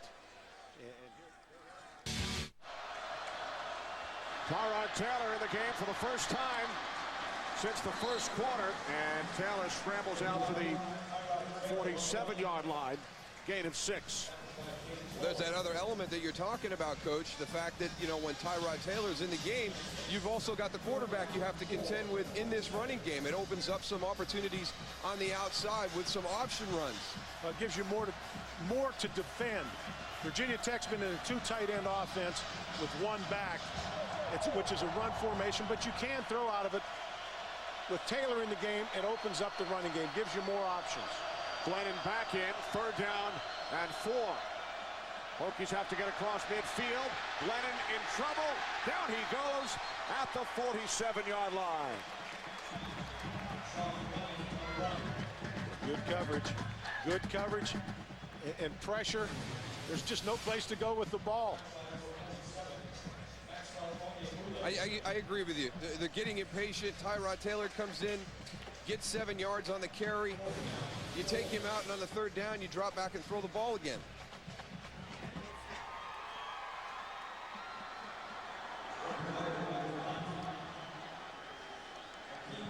Red Bowden will punt. Aqib Talib back deep for Kansas. He had a 17-yard return earlier. This time calls for the fair catch at the 12-yard line.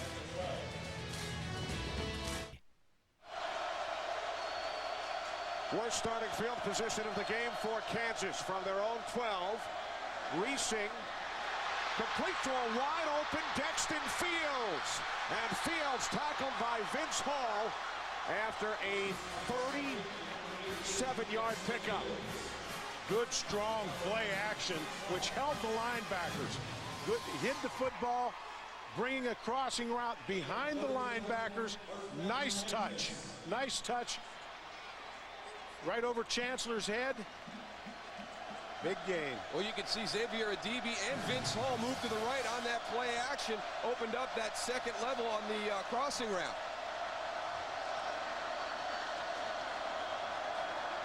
Four wide receivers set from the 49. Reesing dropped by Briscoe. Desmond Briscoe is looking to make a big play. He knew that he had Cam Chancellor to beat with an opportunity to go to the end zone. He took his eyes off the ball right at the point of the catch.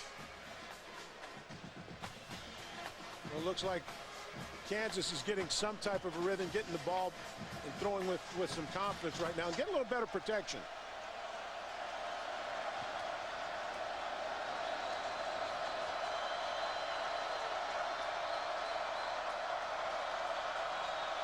Second and 10. Reesing. Briscoe. Incomplete. He's getting so much pressure. That ball's got to come out quick. The defensive ends are up the field, and he can feel that pressure. The ball's coming out. That's what you call hanging him out to dry. Yeah, well, you talked about they're having a little bit more pressure. The play action helped here. They hand that fake little handoff inside. There's your inside receiver. He's going to come across and kind of put Cam Chancellor, force him to step up and go after that run. Here comes that crossing route right in behind that area where he was trying to get up there, make a play, be an impact player in the running game. They took advantage of his aggressive style. And that 37-yard pickup, Darrell, more yards than Kansas gained on their previous 15 plays combined. As Reesing lobs one up, it's deflected, incomplete, and for the 4th time this quarter, Kansas forced a punt. They've had him frustrated this evening, and he's made a couple of decisions that you normally don't see Todd Reesing make. There's another one right there. They do a good job playing that screenplay. It's hurt Virginia Tech's defense a couple of times. They're getting that big pass rush, and they're just slipping somebody beyond that coverage. They defended it well that time. Todd Reesing has to just understand, hey, they won that play. Let me get rid of it and live to play another down. It's a fake. McAnderson throws a pass, and it's caught for a 1st down and more by Micah Brown. They've been bringing the defender off of the wide receiver and uncovering him. If they show it too quick, Kansas is able to audible to the up back and throw the ball. They've been uncovering him, but he showed it too soon. Yeah, the big thing is when they've gone inside, these guys have come in and been blockers. On this one, they stay outside. That should have been a heads up right away for Virginia Tech. They did not come in and match numbers. They stayed outside. So another huge special teams play by the Jayhawks. Reesing out of bounds at the 1, Dexton Fields. A 28-yard pass play. That's the thing about this Kansas offense.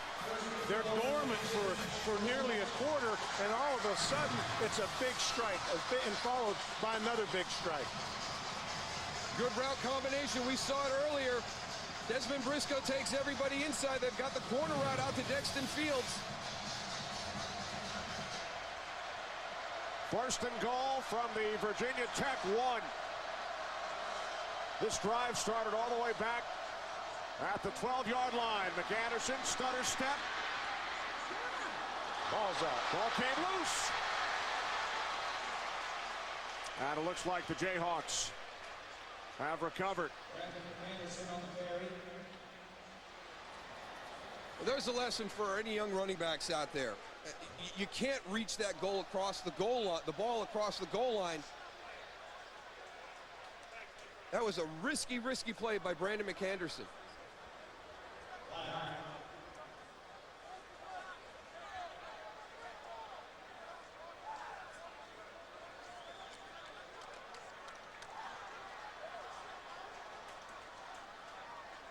If you're going to try and stretch that ball across the goal line, you've got to be going forward. Brandon McAnderson was almost on his back and just reached the ball up behind his head. A Virginia Tech defender came in, knocked it out. Following the play, dead ball, personal foul on the offense, number 50. 15-yard penalty will be second down. Boy, that is uncharacteristic for this Kansas team. They've been a smart ball club and not a team that beats themselves. Now you go from the 1-yard line. It looked like he was down. Well, it looks like he might be down, too. I can't tell if he's laying on Xavier DB. Guys, that is the 4th penalty called against Kansas today. All 4 have been 15-yard penalties. Forces the Jayhawks back to the 19-yard line. Second and goal. Another flag as the catch is made by McAnderson.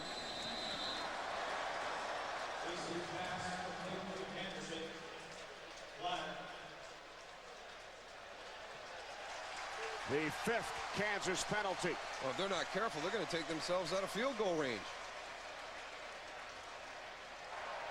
Holding, 66, offense, 10 yards, previous spot. That's on the left guard, Adrian Mays. Coming into this game, the Jayhawks, the least penalized team in the nation, averaging only 4 penalties per game. 2 big ones on this drive. Keep in mind, they had the ball on the 1-yard line, first and goal. That's exactly right. And again, this is a team that never beats itself. You go from the 1-yard line, now you're to the 30-yard line. You've got a defensive line that's about ready to tee off and come after you again. Second and goal from the 30.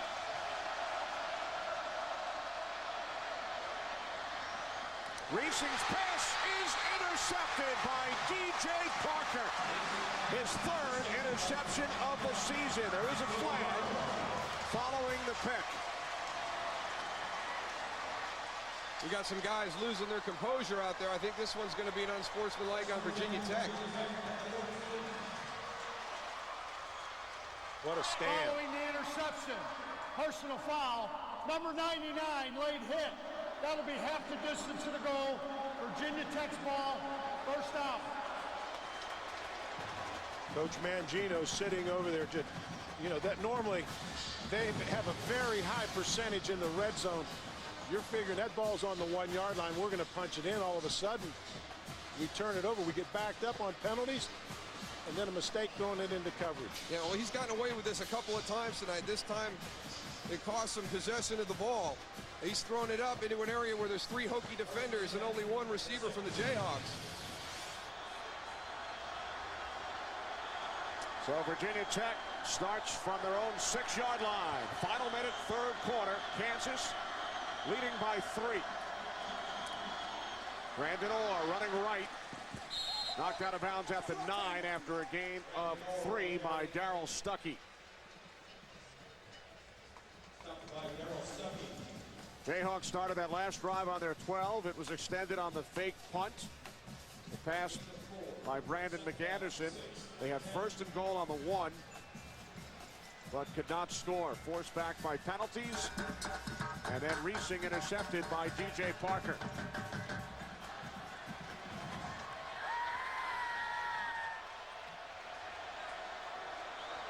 Second down and 7. Glennon to the outside. Josh Morgan picks up a Virginia Tech first down. Team Talib made the tackle. Hokies move the chains. Chris Long is a candidate for the AT&T All-America Player of the Year. To vote for Long, text VOTE to 87654 on your AT&T wireless phone or go to foxallamerica.com. You could win a trip to next year's national championship game. The Hokies know all about Chris Long. Back on November 24th, Virginia Tech traveled to Charlottesville and beat the Cavaliers 33-21. He gets off the ball like that. Certainly does. Big hole for Brandon Orr. He picks up a first. And that takes us to the end of the third quarter. His dad Howie was up here in the booth with me last year. Was he? At the Sugar Bowl. Well, Howie, I'm sure Howie's very proud of him. What a great year he had.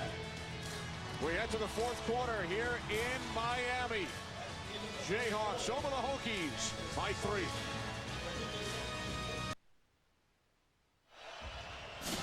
The Fox pregame crew travels to the BCS Bowl games, powered by NetJets with their marquee jet card. Chris Rose, Jimmy Johnson, over the last 48 hours, guys, and gone from New Orleans out to Phoenix and out of Miami.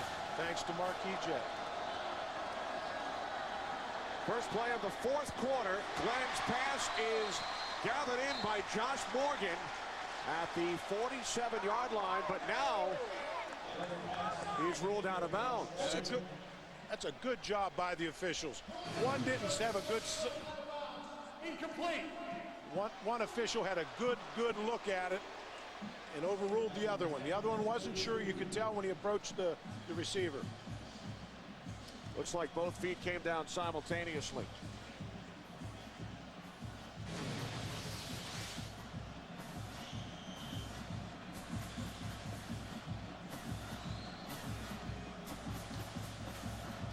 So a 2nd and 10 coming up for the Hokies,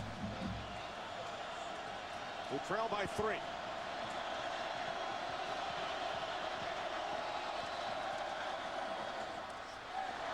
Pass caught by the fullback, Carlton Weatherford. Now I know that gets you fired up. Took 3 guys to get him down. For a whole, 2 yards? You've been waiting for that. I've been waiting for it. Old Carlton working hard all night long. They finally throw him a bone. Mike Rivera had that sniffed out. 3rd down and 8. Weatherford, the former walk-on, 4.0 grade point average in graduate school. All-American defensive lineman, but perfect GPA fullbacks, Kenny. 3rd down and 8. Glennon's pass incomplete, deflected away from Justin Harper. Well, Virginia Tech continues to give Kansas opportunities. We've been talking about this play calling all night long, and the one drive that Virginia Tech really executed well was at the end of the first half, when it was just a steady dose of Brandon Orr, 11 carries right down the field for a touchdown. They've sprinkled it in here and there, but they've thrown the ball deep a lot. They just haven't been able to get back into that rhythm because they're moving away from what they did well on that scoring drive right at the end of the half. Punt nearly blocked.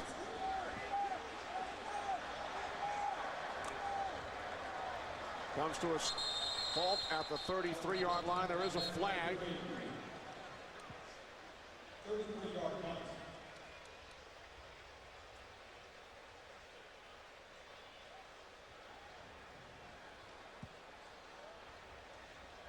But Frank Beamer has to be very disappointed in the way his special teams has played this evening. It's always been a decided advantage for Virginia Tech. You talked about Kansas breaking even, Coach. I think they're ahead. No foul on the play. The block in question was legal. First down, Kansas.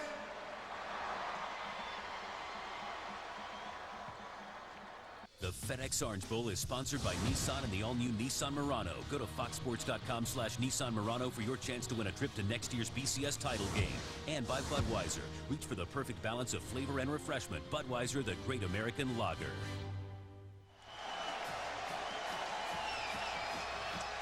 Nissan and the all-new 2009 Nissan Murano are offering fans a chance to attend the 2009 FedEx BCS National Championship game here in Miami.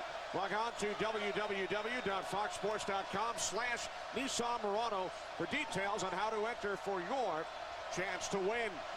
Kansas with a 3-point lead, early fourth quarter, starting from their own 33-yard line. Racing, moving to his right, wrapped up by Carlton Powell and taken down, the 5th Virginia Tech sack tonight, the 2nd for Powell. Boy, he's become unblockable here in this second half. They're not bringing any pressure. Carlton Powell is just beating his guy one-on-one. A great spin move that time.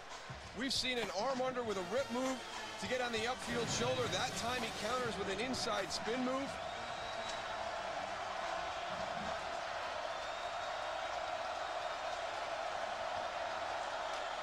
Racing on second down.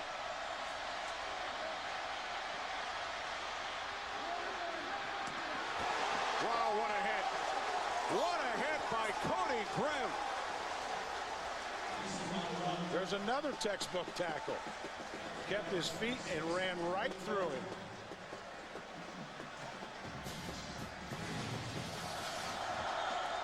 This time the screen is done. He doesn't make the bad throw. He's going to try and make something happen with his feet. And boom! Cody Grimm. A little bit of sod. I'll tell you, he's a gamer. He pops up, gets right back in that huddle.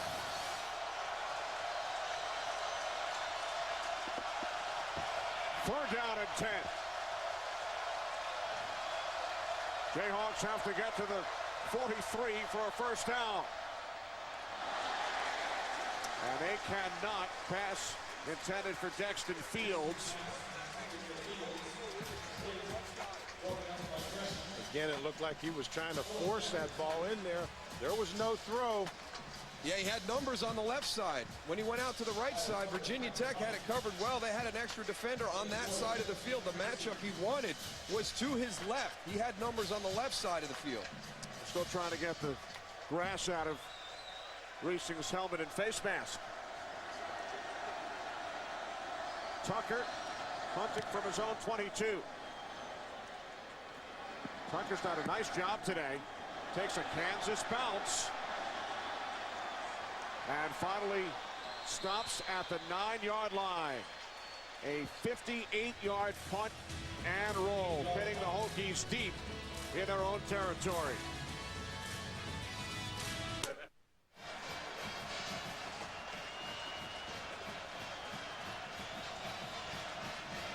Tonight's aerial coverage brought to you by Bud Light. Endless refreshment from start to finish. Bud Light keeps it coming. Tremendous job by the Kansas punter, Kyle Tucker. He has averaged 50 yards per punt. He has pinned Virginia Tech inside the 20 3 times as Brandon Orr takes it out to the 11 for a gain of 2. And, you know, we talked about Virginia Tech's pressure. Let's give Kansas State's punt protection team a little credit. There really hasn't been any seepage at all. No, they've done a good job. They actually kind of balanced it. They had the big punt return for the touchdown, but they came back and ran a fake punt on their own. They eventually got down to the 1-yard line, but got no points on that after they had a bunch of penalties. But they have done a good job managing that pressure of the Virginia Tech special teams. Terrific job on special teams by Kansas tonight as Glennon throws it away, nearly intercepted by Talib. One of the things Sean Glennon has got to realize, he's got to develop that clock in his head. He can't hold the ball that long. We saw it early in the game. The ends for the Kansas team, whether it's Russell Bornson or John Larson, are going to continue to fight. If he holds that ball and there's coverage down the field, he's going to get sacked. He's got to get that ball out of his hands. Just throw it away. 4 sacks in the first quarter for the Jayhawks tonight. 3rd down and 8. Virginia Tech trailing by 3. And this time Glennon is intercepted by Justin Thornton. And Thornton takes it inside the 5. The 3rd interception for the Jayhawks defense. Kansas has enough confidence in Talib to put him man for man isolated on this side of the field. They were 3-on-2 on the other side. I just don't understand why they won't come out and lean on that running game of Brandon Orr and that offensive line. I mean, Justin Thornton's just sitting back there playing center field. Reading their eyes. You see the frustration.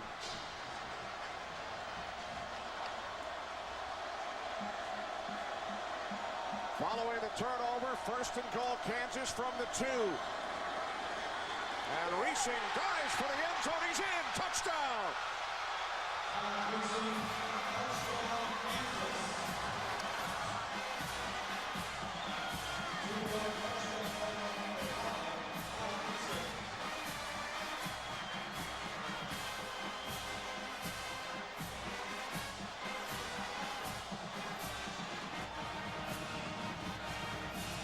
So on the first play, following the interception by Thornton,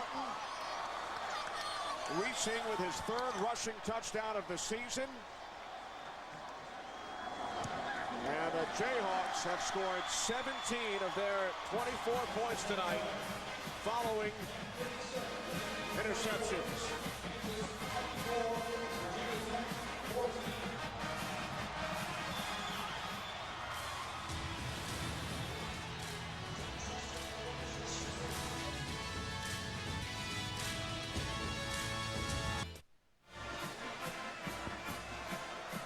Early 4th quarter, Kansas by 10. Let's take a look through the Fox jumper scope. Well, you're going to have man coverage underneath, but you've got 2 safeties playing center field. It looks like all he has to do is get over the top of Sadiq Muhammad, but there's Justin Thornton waiting for this throw.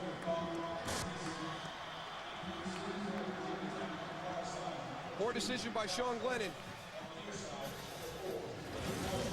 Glennon might be having nightmares about last year's Chick-fil-A Bowl when he was picked off 3 times. Threw only 3 interceptions all season. Picked off twice tonight. Taylor intercepted once. And the Jayhawks have turned those 3 interceptions into 17 of their 24 points. Morgan on the return for the Hokies. Forced out of bounds at the 33 by Raymond Brown. We'll go back and take a look at a comparison of this quarterback platooning system. 47 plays, only 8 plays by Tyrod Taylor. You see 6 yards total for Tyrod. More yardage for Sean Glennon, but a couple of key interceptions. As you pointed out, Kenny, they've each contributed to that department. Sean Glennon with 2, Tyrod Taylor with 1. Tyrod's taken back for a touchdown. It'll be interesting to see what they try to do right now. Do you get patient and go back to the running game and try to get back on the board, or you keep throwing it down the field? I got 10 minutes and 50 seconds left. I'm down 10 points. I start running the football.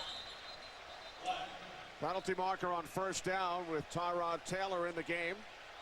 False start. 67. Offense, 5 yards. Still 1st down. That's on the left guard, Nick Marshman, as we check in downstairs with Jeannie. Well, the dueling quarterbacks has certainly helped down the stretch run here for Virginia Tech, but just as a witness on the sidelines here, it's pretty obvious this team, this offense looks at Glennon as their leader. He's the one talking to everybody. He's the one cheering everybody on. Tyrod's just doing his own thing. Glennon on the sidelines now. Following the penalty, 1st down and 15. Taylor looking to throw. Now he takes off and dives ahead. Sean Glennon told us both of us were hesitant at first. Quarterback needs to get in rhythm as Taylor is slow to get up. But Glennon said it's gone well. It feels like practice. Well, they've won games.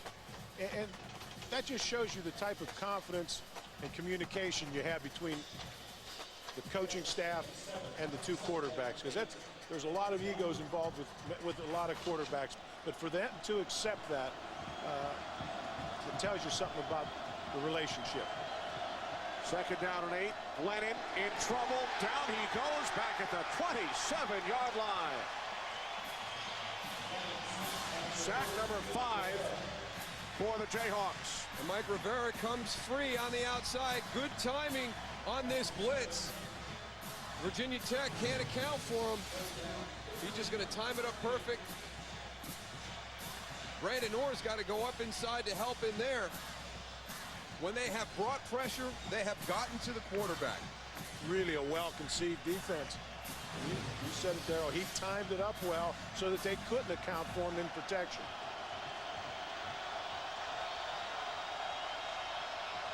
Third down and 15. Hokies have to get to the 43. Glennon with time fires across the field. Out of bounds. Josh Hyman, the intended receiver. Again, good coverage and good leverage by the corner by Josh Hyman.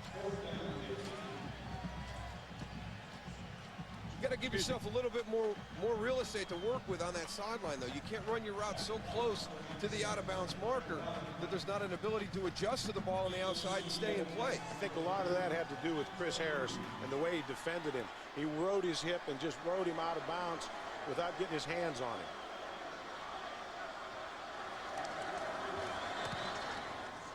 Brent Bowden's punt bounces in front of Akeem Talib. Takes a Hokies roll and is down at the 28. So the Jayhawks with a 10-point lead, 9 minutes to play. The FedEx Orange Bowl is sponsored by DLP HD TV. It's amazing, it's the mirrors. By Charles Schwab, premium service, expect it, don't pay it. Talk to Chuck, Charles Schwab. And by Taco Bell, big fans of college bowl action. These great pictures are provided by the DLP Amazing Picture Cam. DLP, the official HD TV of the BCS on Fox. DLP, it's amazing, it's the mirrors. Defense and special teams, the story for the Kansas Jayhawks here tonight. They lead Virginia Tech 24-14. First and 10, 28-yard line. Brandon McAnderson, first down and more. Into Hokies territory, finally tackled by Macho Harris at the Virginia Tech 44 after a 28-yard pickup. Again, it's by formation. Kansas is able to do this utilizing their formation to the wide side of the field. Look at all the numbers they get out here. Now you're going to have to slide these guys this way because your running back's inside. A little play fake, they over-pursue. Now there's a big running lane for Brandon McAnderson to get back into, but some good formations used by Kansas's offense this evening. Racing down to the 36-yard line. He gains 8. 8.5 remaining, fourth quarter. Kansas not ranked in any of the polls prior to the season. As high as number 2 in November, highest ranking in school history. Record of 11-1. The only school in the nation in the top 15 in both total offense and total defense, and they are 8 minutes away from a victory in the FedEx Orange Bowl.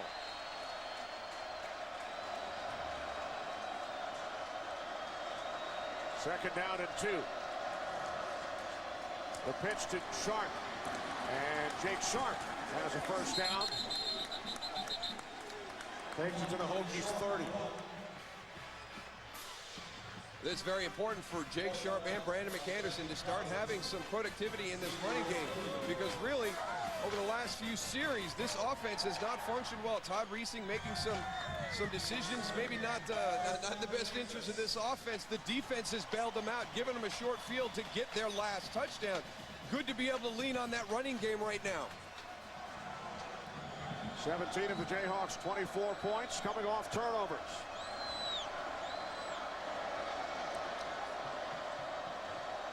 First and 10 from the 30. Sharp picks up 5 to the Hokies' 25. Good job by Sharp, staying alive. Good example of a good running back play where he keeps his feet moving, doesn't make a lot of lateral cuts, and keeps moving north and south.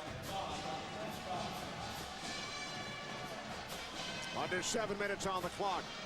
Fourth quarter. Third Orange Bowl appearance for the University of Kansas. Their first since 1969.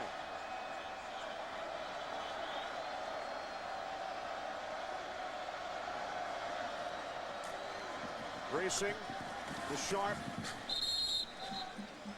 And Sharp stopped about a yard shy of the marker. Coach Mangino's over there trying to get Sharp educated to stay in bounds at this point in the game and run that clock. Well, that's what happens when you run that option into the short side of the field. But I agree. You gotta understand the situation of the game right now. You want that clock ticking.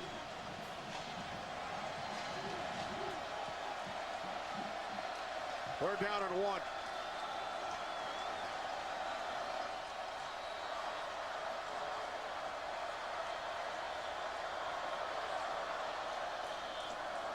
Sharp. And he's wrapped up by Hall. Vince Hall comes up to make the tackle. So the Jayhawks now facing a 4th and 2. Good play by Vince Hall. He saw the little inside handoff and hit it on the move. Todd Reesing, if that's a ride and decide by Todd Reesing, if he can ride that running back and pull it and go out the back door, he'd have had a big play. Racing is going to let the play clock run down, and then Kansas will use a timeout. Virginia Tech.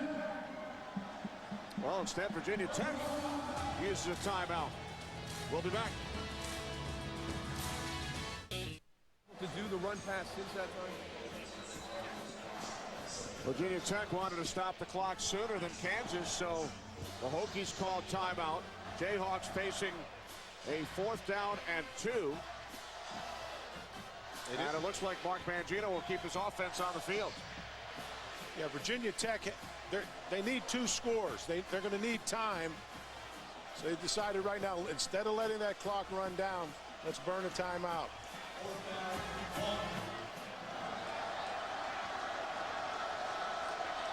Fourth down and 2 from the 22-yard line. Off the play fake to McAnderson. Reesing looking for the tight end find, but it was broken up by Cam Chancellor. Looked like he broke clear for 1 minute, but Chancellor reacted very well. He had him early. I mean, he's going to get on top of... I mean, there's his open right there, but when you float it, that ball gets lofted up in the air. It gives DJ Parker plenty of time to get over and make a play, but he was on top of Cam Chancellor right away. Could have got a quicker, flatter throw. I think they might have converted. So the Hokies take over, trailing by 10, 5:51 remaining, fourth quarter. From their own 22-yard line, Glennon to the outside, Morgan. And he's tackled at the 30-yard line after picking up 8.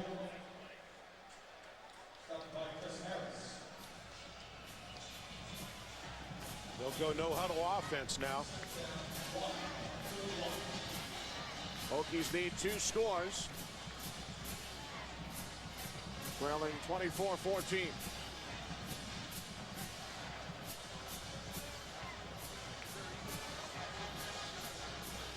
Here come the chains.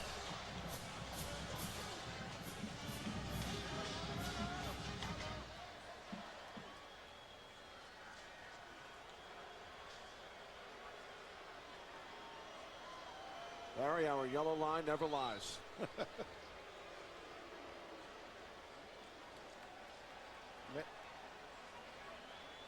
Coach Mangino is saying the same thing. That cost him a few seconds.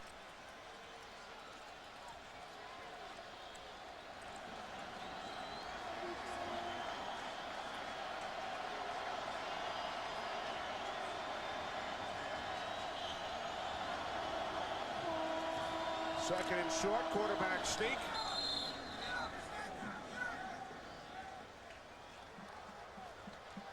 Well, as we've talked on throughout the telecast, for Kansas, defense and special teams, the big story tonight.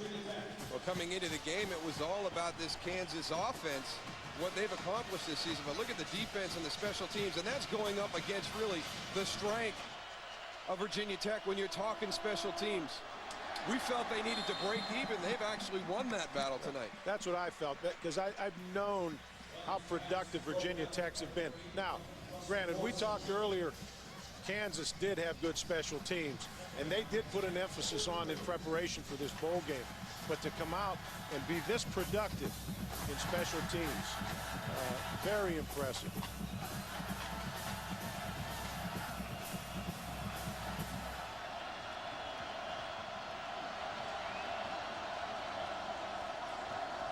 Second and 10, Glennon gets rid of it, and the catcher's made at the 45-yard line for a first down by Morgan, gain of 13.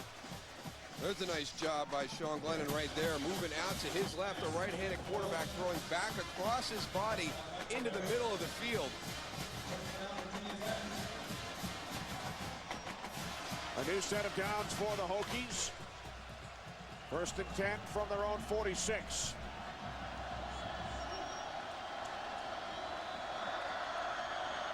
Glennon, near side, incomplete.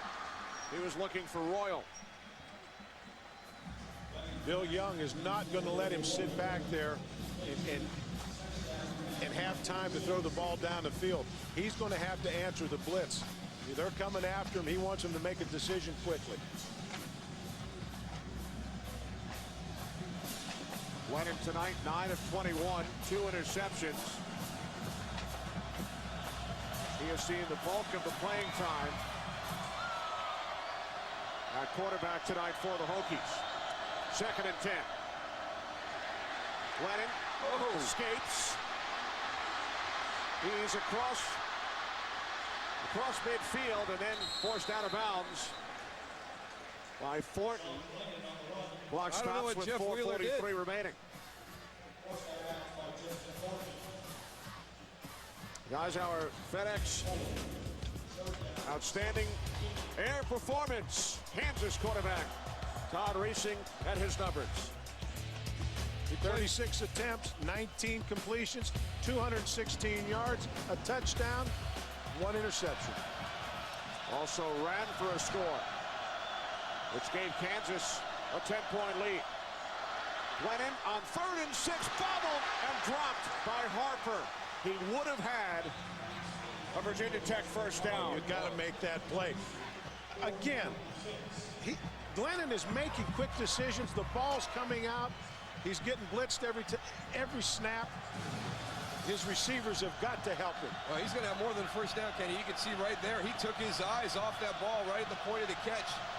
He's coming back to the inside. A lot of that pursuit moving to the outside. He had a potential to pick up a lot of yards after that catch. Hokies now facing a 4th down and 6. And Glennon's pass is caught by Greg Boone at the Kansas 43. So the Hokies able to move the chains on 4th down. A couple of big plays by Greg Boone tonight. Little back shoulder, nice adjustment on that throw. Don't forget, he had that real heads-up play down the field, hustling down the field when that ball was laying on Eddie Royal's stomach, was down to make that play for the Hokies.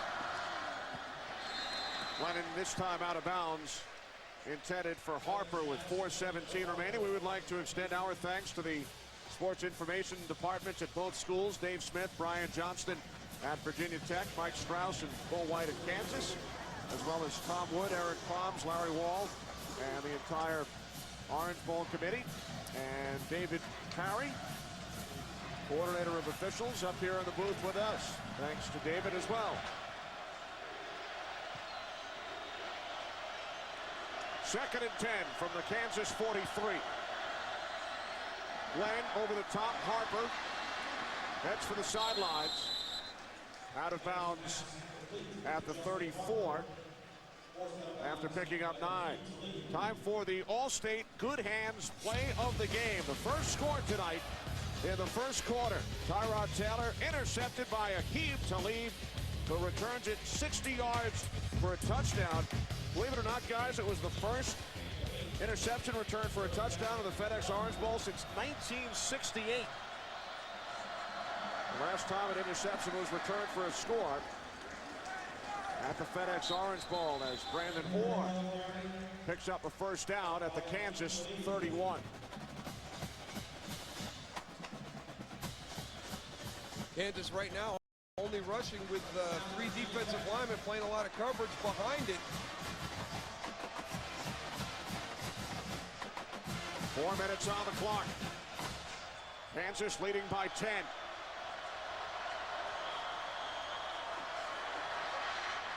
Lennon nearly intercepted again by Talib. Good pressure with a 4-man rush. They would go in 3-man rush. Prior to that, they bring in Maxwell Onyebule on the left side, put his hand down. Ooh, boy, Sean Glennon gets away with one there. Put that ball where nobody can catch it. Keep Talib almost had another one in the flat with nobody in front of him. 13th play of the drive for the Hokies. Glennon over the top to Orr. And Orr is down a yard shy of a first at the Jayhawks 21. Nice job by getting north and south right away, though. He wasn't going to be able to make it all the way to the sideline. As soon as he caught that, he cut north and south, got as many yards as he could. Third down and 1 from the 21. Inside handoff to Orr. And he's tackled by Larson.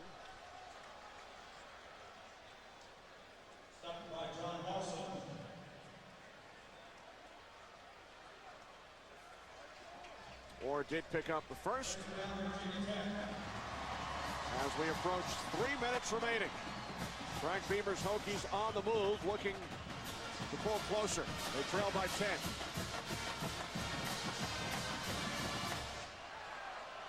Kansas led 17-0. Hokies cut it to 17-14.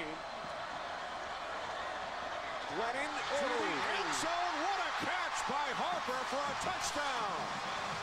His second touchdown of the game. Well, there's 3 Kansas defenders there. Everybody's kind of watching the ball. Justin Harper is the one who goes up and gets it. That was a very good series by Glennon. Great. I mean, he made good decisions. Put the balls in places where the guys could catch him. Made people miss. A 15-play, 78-yard drive. The extra point is good. And with 3 minutes remaining, Virginia Tech once again within 3.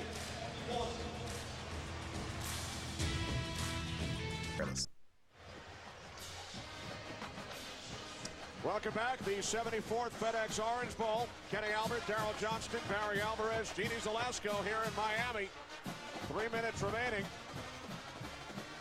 The Kansas lead cut to 3 following Sean Glennon's touchdown pass to Justin Harper. 81 Justin Harper. Watch at the point of the catch.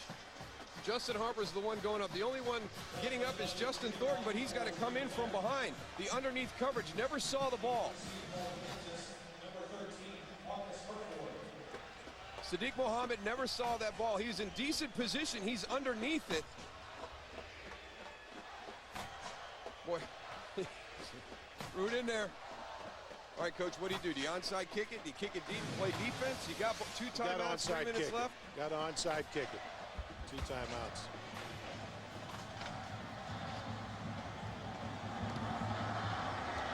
And the onside kick is right into the arms of Raymond Pendleton of Kansas. Made it easy for him. These are the ones you like when you're playing that front line on the onside kick team.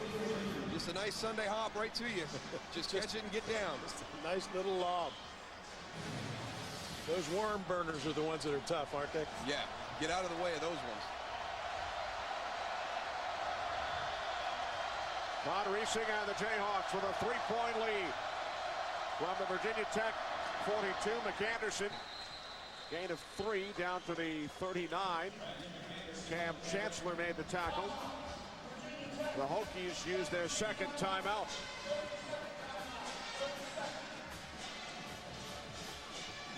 We'll go back and take a look at that touchdown by Virginia Tech. Coming out of the slot. Take Aqib Talib out of the play. Here comes your post route there. He's got his eyes back at his quarterback. He sees the ball. Sadiq Muhammad never saw it. Was in a position to make a play on it. Got to get that head around. He just didn't finish. He trailed him. He had help over the top. Didn't finish the play. A look at the touchdown through our Fox jumper scope. Mark Mangino in his 6th season as head coach at Kansas.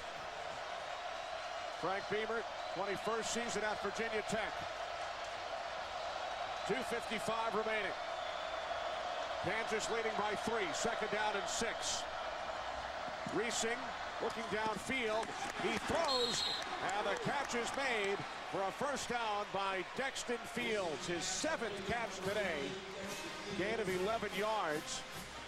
And Dexton Fields has got over 100 yards receiving for the 3rd consecutive game. The only thing I like about that play is they rolled up to his right. That's the only thing I like about it. He wanted the easy one to the he wanted the easy one to the back. But boy, he stuck it in there.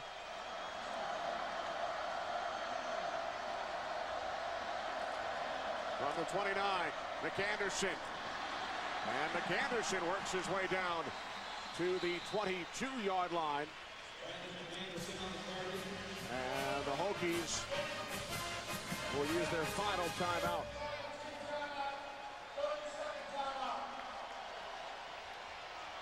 So with 2:42 remaining, Kansas leading by 3. The Hokies are out of timeouts. The NFL playoffs get underway this weekend. You can catch the Giants and the Buccaneers this Sunday on Fox, beginning at noon Eastern, 9 a.m. Pacific in high definition. The NFC wildcard game, the New York Giants and the Tampa Bay Buccaneers. Former head coach of the Giants, Bill Parcells, is in the stadium tonight. Spoke with Frank Beamer and some of his players at practice earlier this week. Knew he was at practice. Saw him in one of the suites earlier this evening. Shuffling the deck. Here at Miami.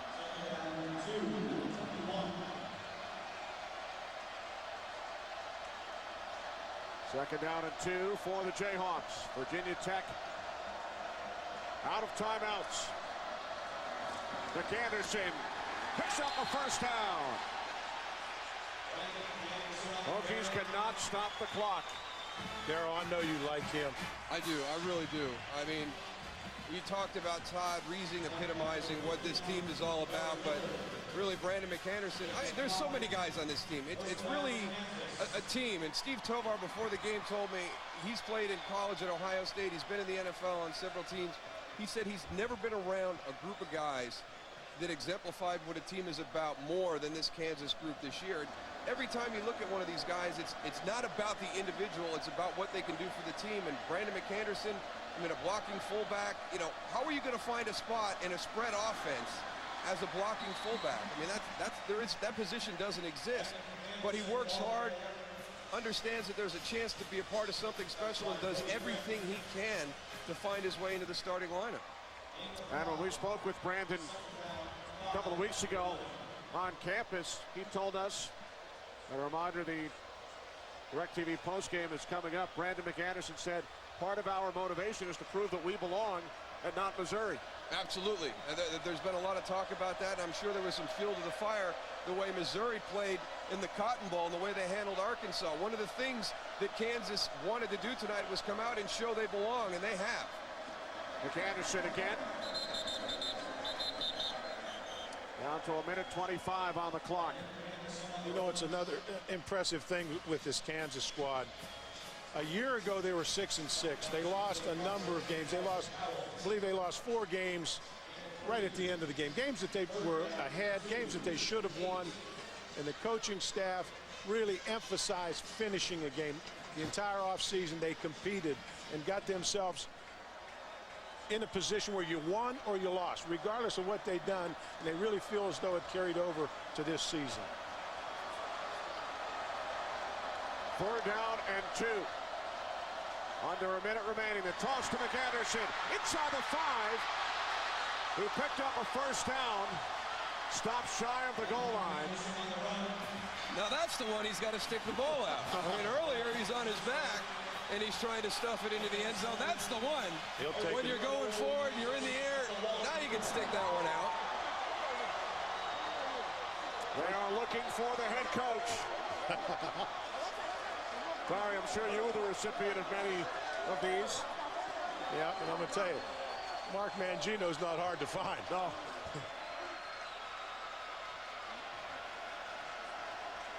What a great win for them. The Kansas Jayhawks will finish the season at 12-1. The first one-loss season for Kansas since 1947.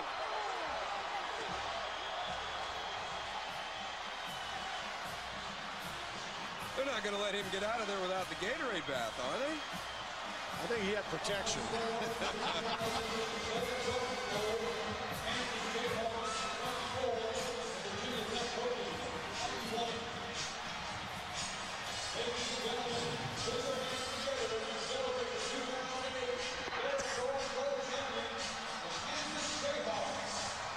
The Kansas Jayhawks defeat the Virginia Tech Hokies in the FedEx Orange Bowl by the score of 24-21. We'll return to Miami in a moment.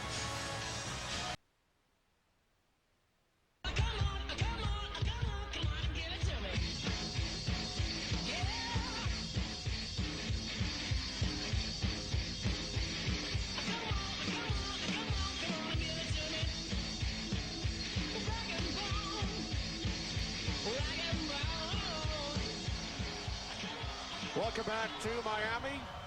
Welcome to the DirecTV postgame show on Fox.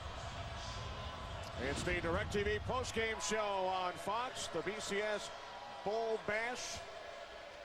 Kansas over Virginia Tech, 24-21. As we send it downstairs, here is Chris Rose. Chris?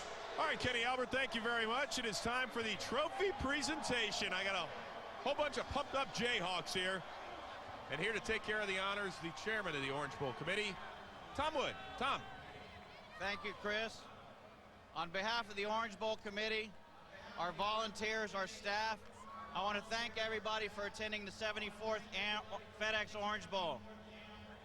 I'd also like to thank both teams for great seasons. Congratulations.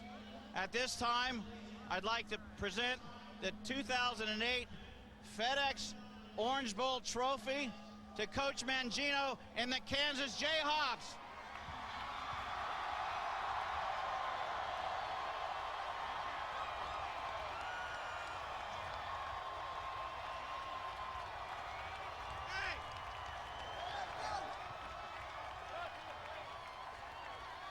Come here, Coach.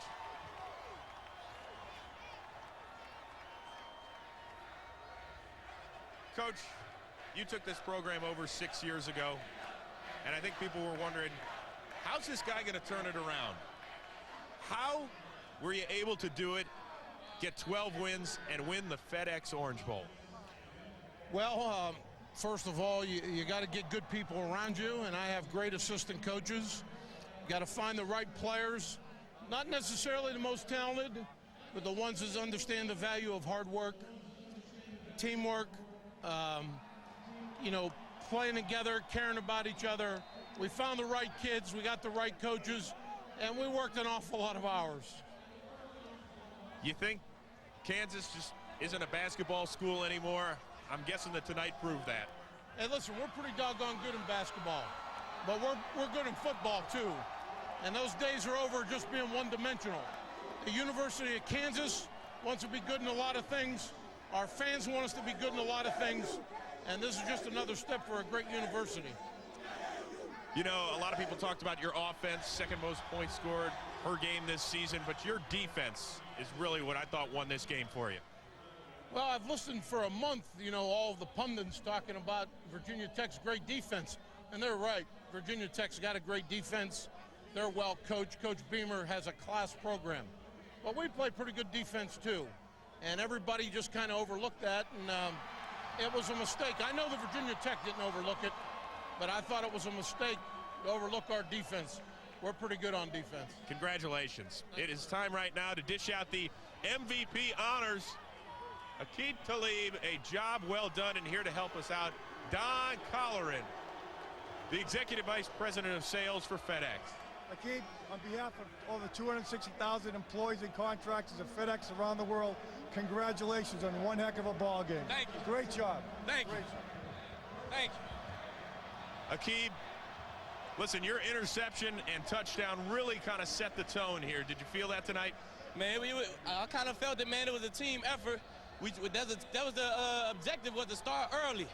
We got the interception early, and we just kind of kept rolling throughout the day.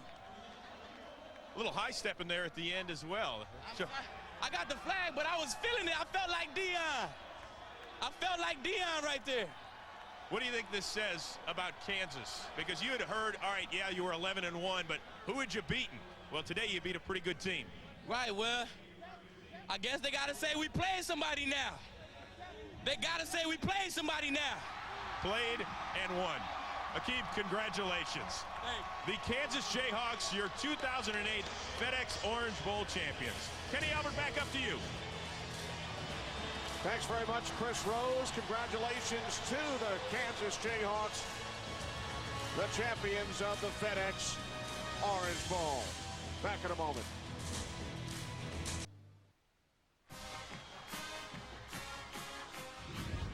Welcome back to the DirecTV postgame show on Fox. A 24-21 victory for the Kansas Jayhawks in the 74th FedEx Orange Bowl here in Miami. As we welcome you back to the broadcast booth, Kenny Albert with Darrell Johnston and Barry Alvarez. Darrell, Kansas sets a new school record with their 12th victory of the season. Well, it's kind of fitting the way the game went tonight, because we talked about this group being a team. The one thing that really stood out was there was great players, hard workers, tough kids. They just really kind of embodied what a football team is all about. And, you know, Aqib Talib got the MVP because of the interception return for a touchdown. But all three phases, offense, defense, special teams, they all contributed. They worked together well in unison, and that's what a good team has to do. Coach, were you surprised that Virginia Tech was outplayed on special teams? I was, and I said that throughout the broadcast. They live on and die on special teams. That's how they've won so many games. Their program was built on it. We talked about it beforehand, but all through the game, you kept seeing Kansas make big plays in special teams. Special teams and defense, the story for the Jayhawks tonight. Look at Todd Reesing, Darrell, the Kansas quarterback who had a terrific game, and he is with Jeannie Zalesko. Actually, we caught up with Brandon McAnderson, one of those team guys. You know, they all pretty much have the same face because they work so hard. They work as a team. You saw it this season. There was a T-shirt out here tonight. Kansas football, a tradition since September. Appropriate, we're going off the air with a fifth-year senior. Can you believe this, and what kind of statement did you make tonight? I think we made a huge statement for our program, and this is unbelievable. This is the greatest opportunity, one of the greatest moments of my life, and I'm just honored to be here, honored to be a part of this program. Thank you so much. You got a bunch of friends waiting to celebrate. I love you, Alex, at home. I can't wait to marry you. Love you, Mom. Love you, Tori. Wait, was that a proposal? That was already, see, I already did it. All right, just locking that down. I can't let you off the hook. June 14th, Alex, I love you. Right. Everybody home, Villa Lobos. Everybody in America is invited. Chris Rose. All right, Jeannie Zelasco. It's not just Jimmy Johnson and John Riggins. I think all of Lawrence, Kansas is on our stage right now. Riggo, you have got to be super proud to be an alum. These guys are the 2008 FedEx Orange Bowl champions. How'd they do it? Well, I gotta say, the KU ship's been out at sea since '48. It finally came to port tonight. Congratulations to the Jayhawks, and congratulations to Frank Beamer and the Virginia Tech football team. They put on a tremendous show tonight. It's amazing what Mark Mangino has done with this football program from where they started and where they are now. They're a great football team and a great job of coaching. Guys, all I can say is congratulations on winning the 2008 FedEx Orange Bowl championship. It's the Kansas Jayhawks. They have reason to celebrate. We're coming back with much more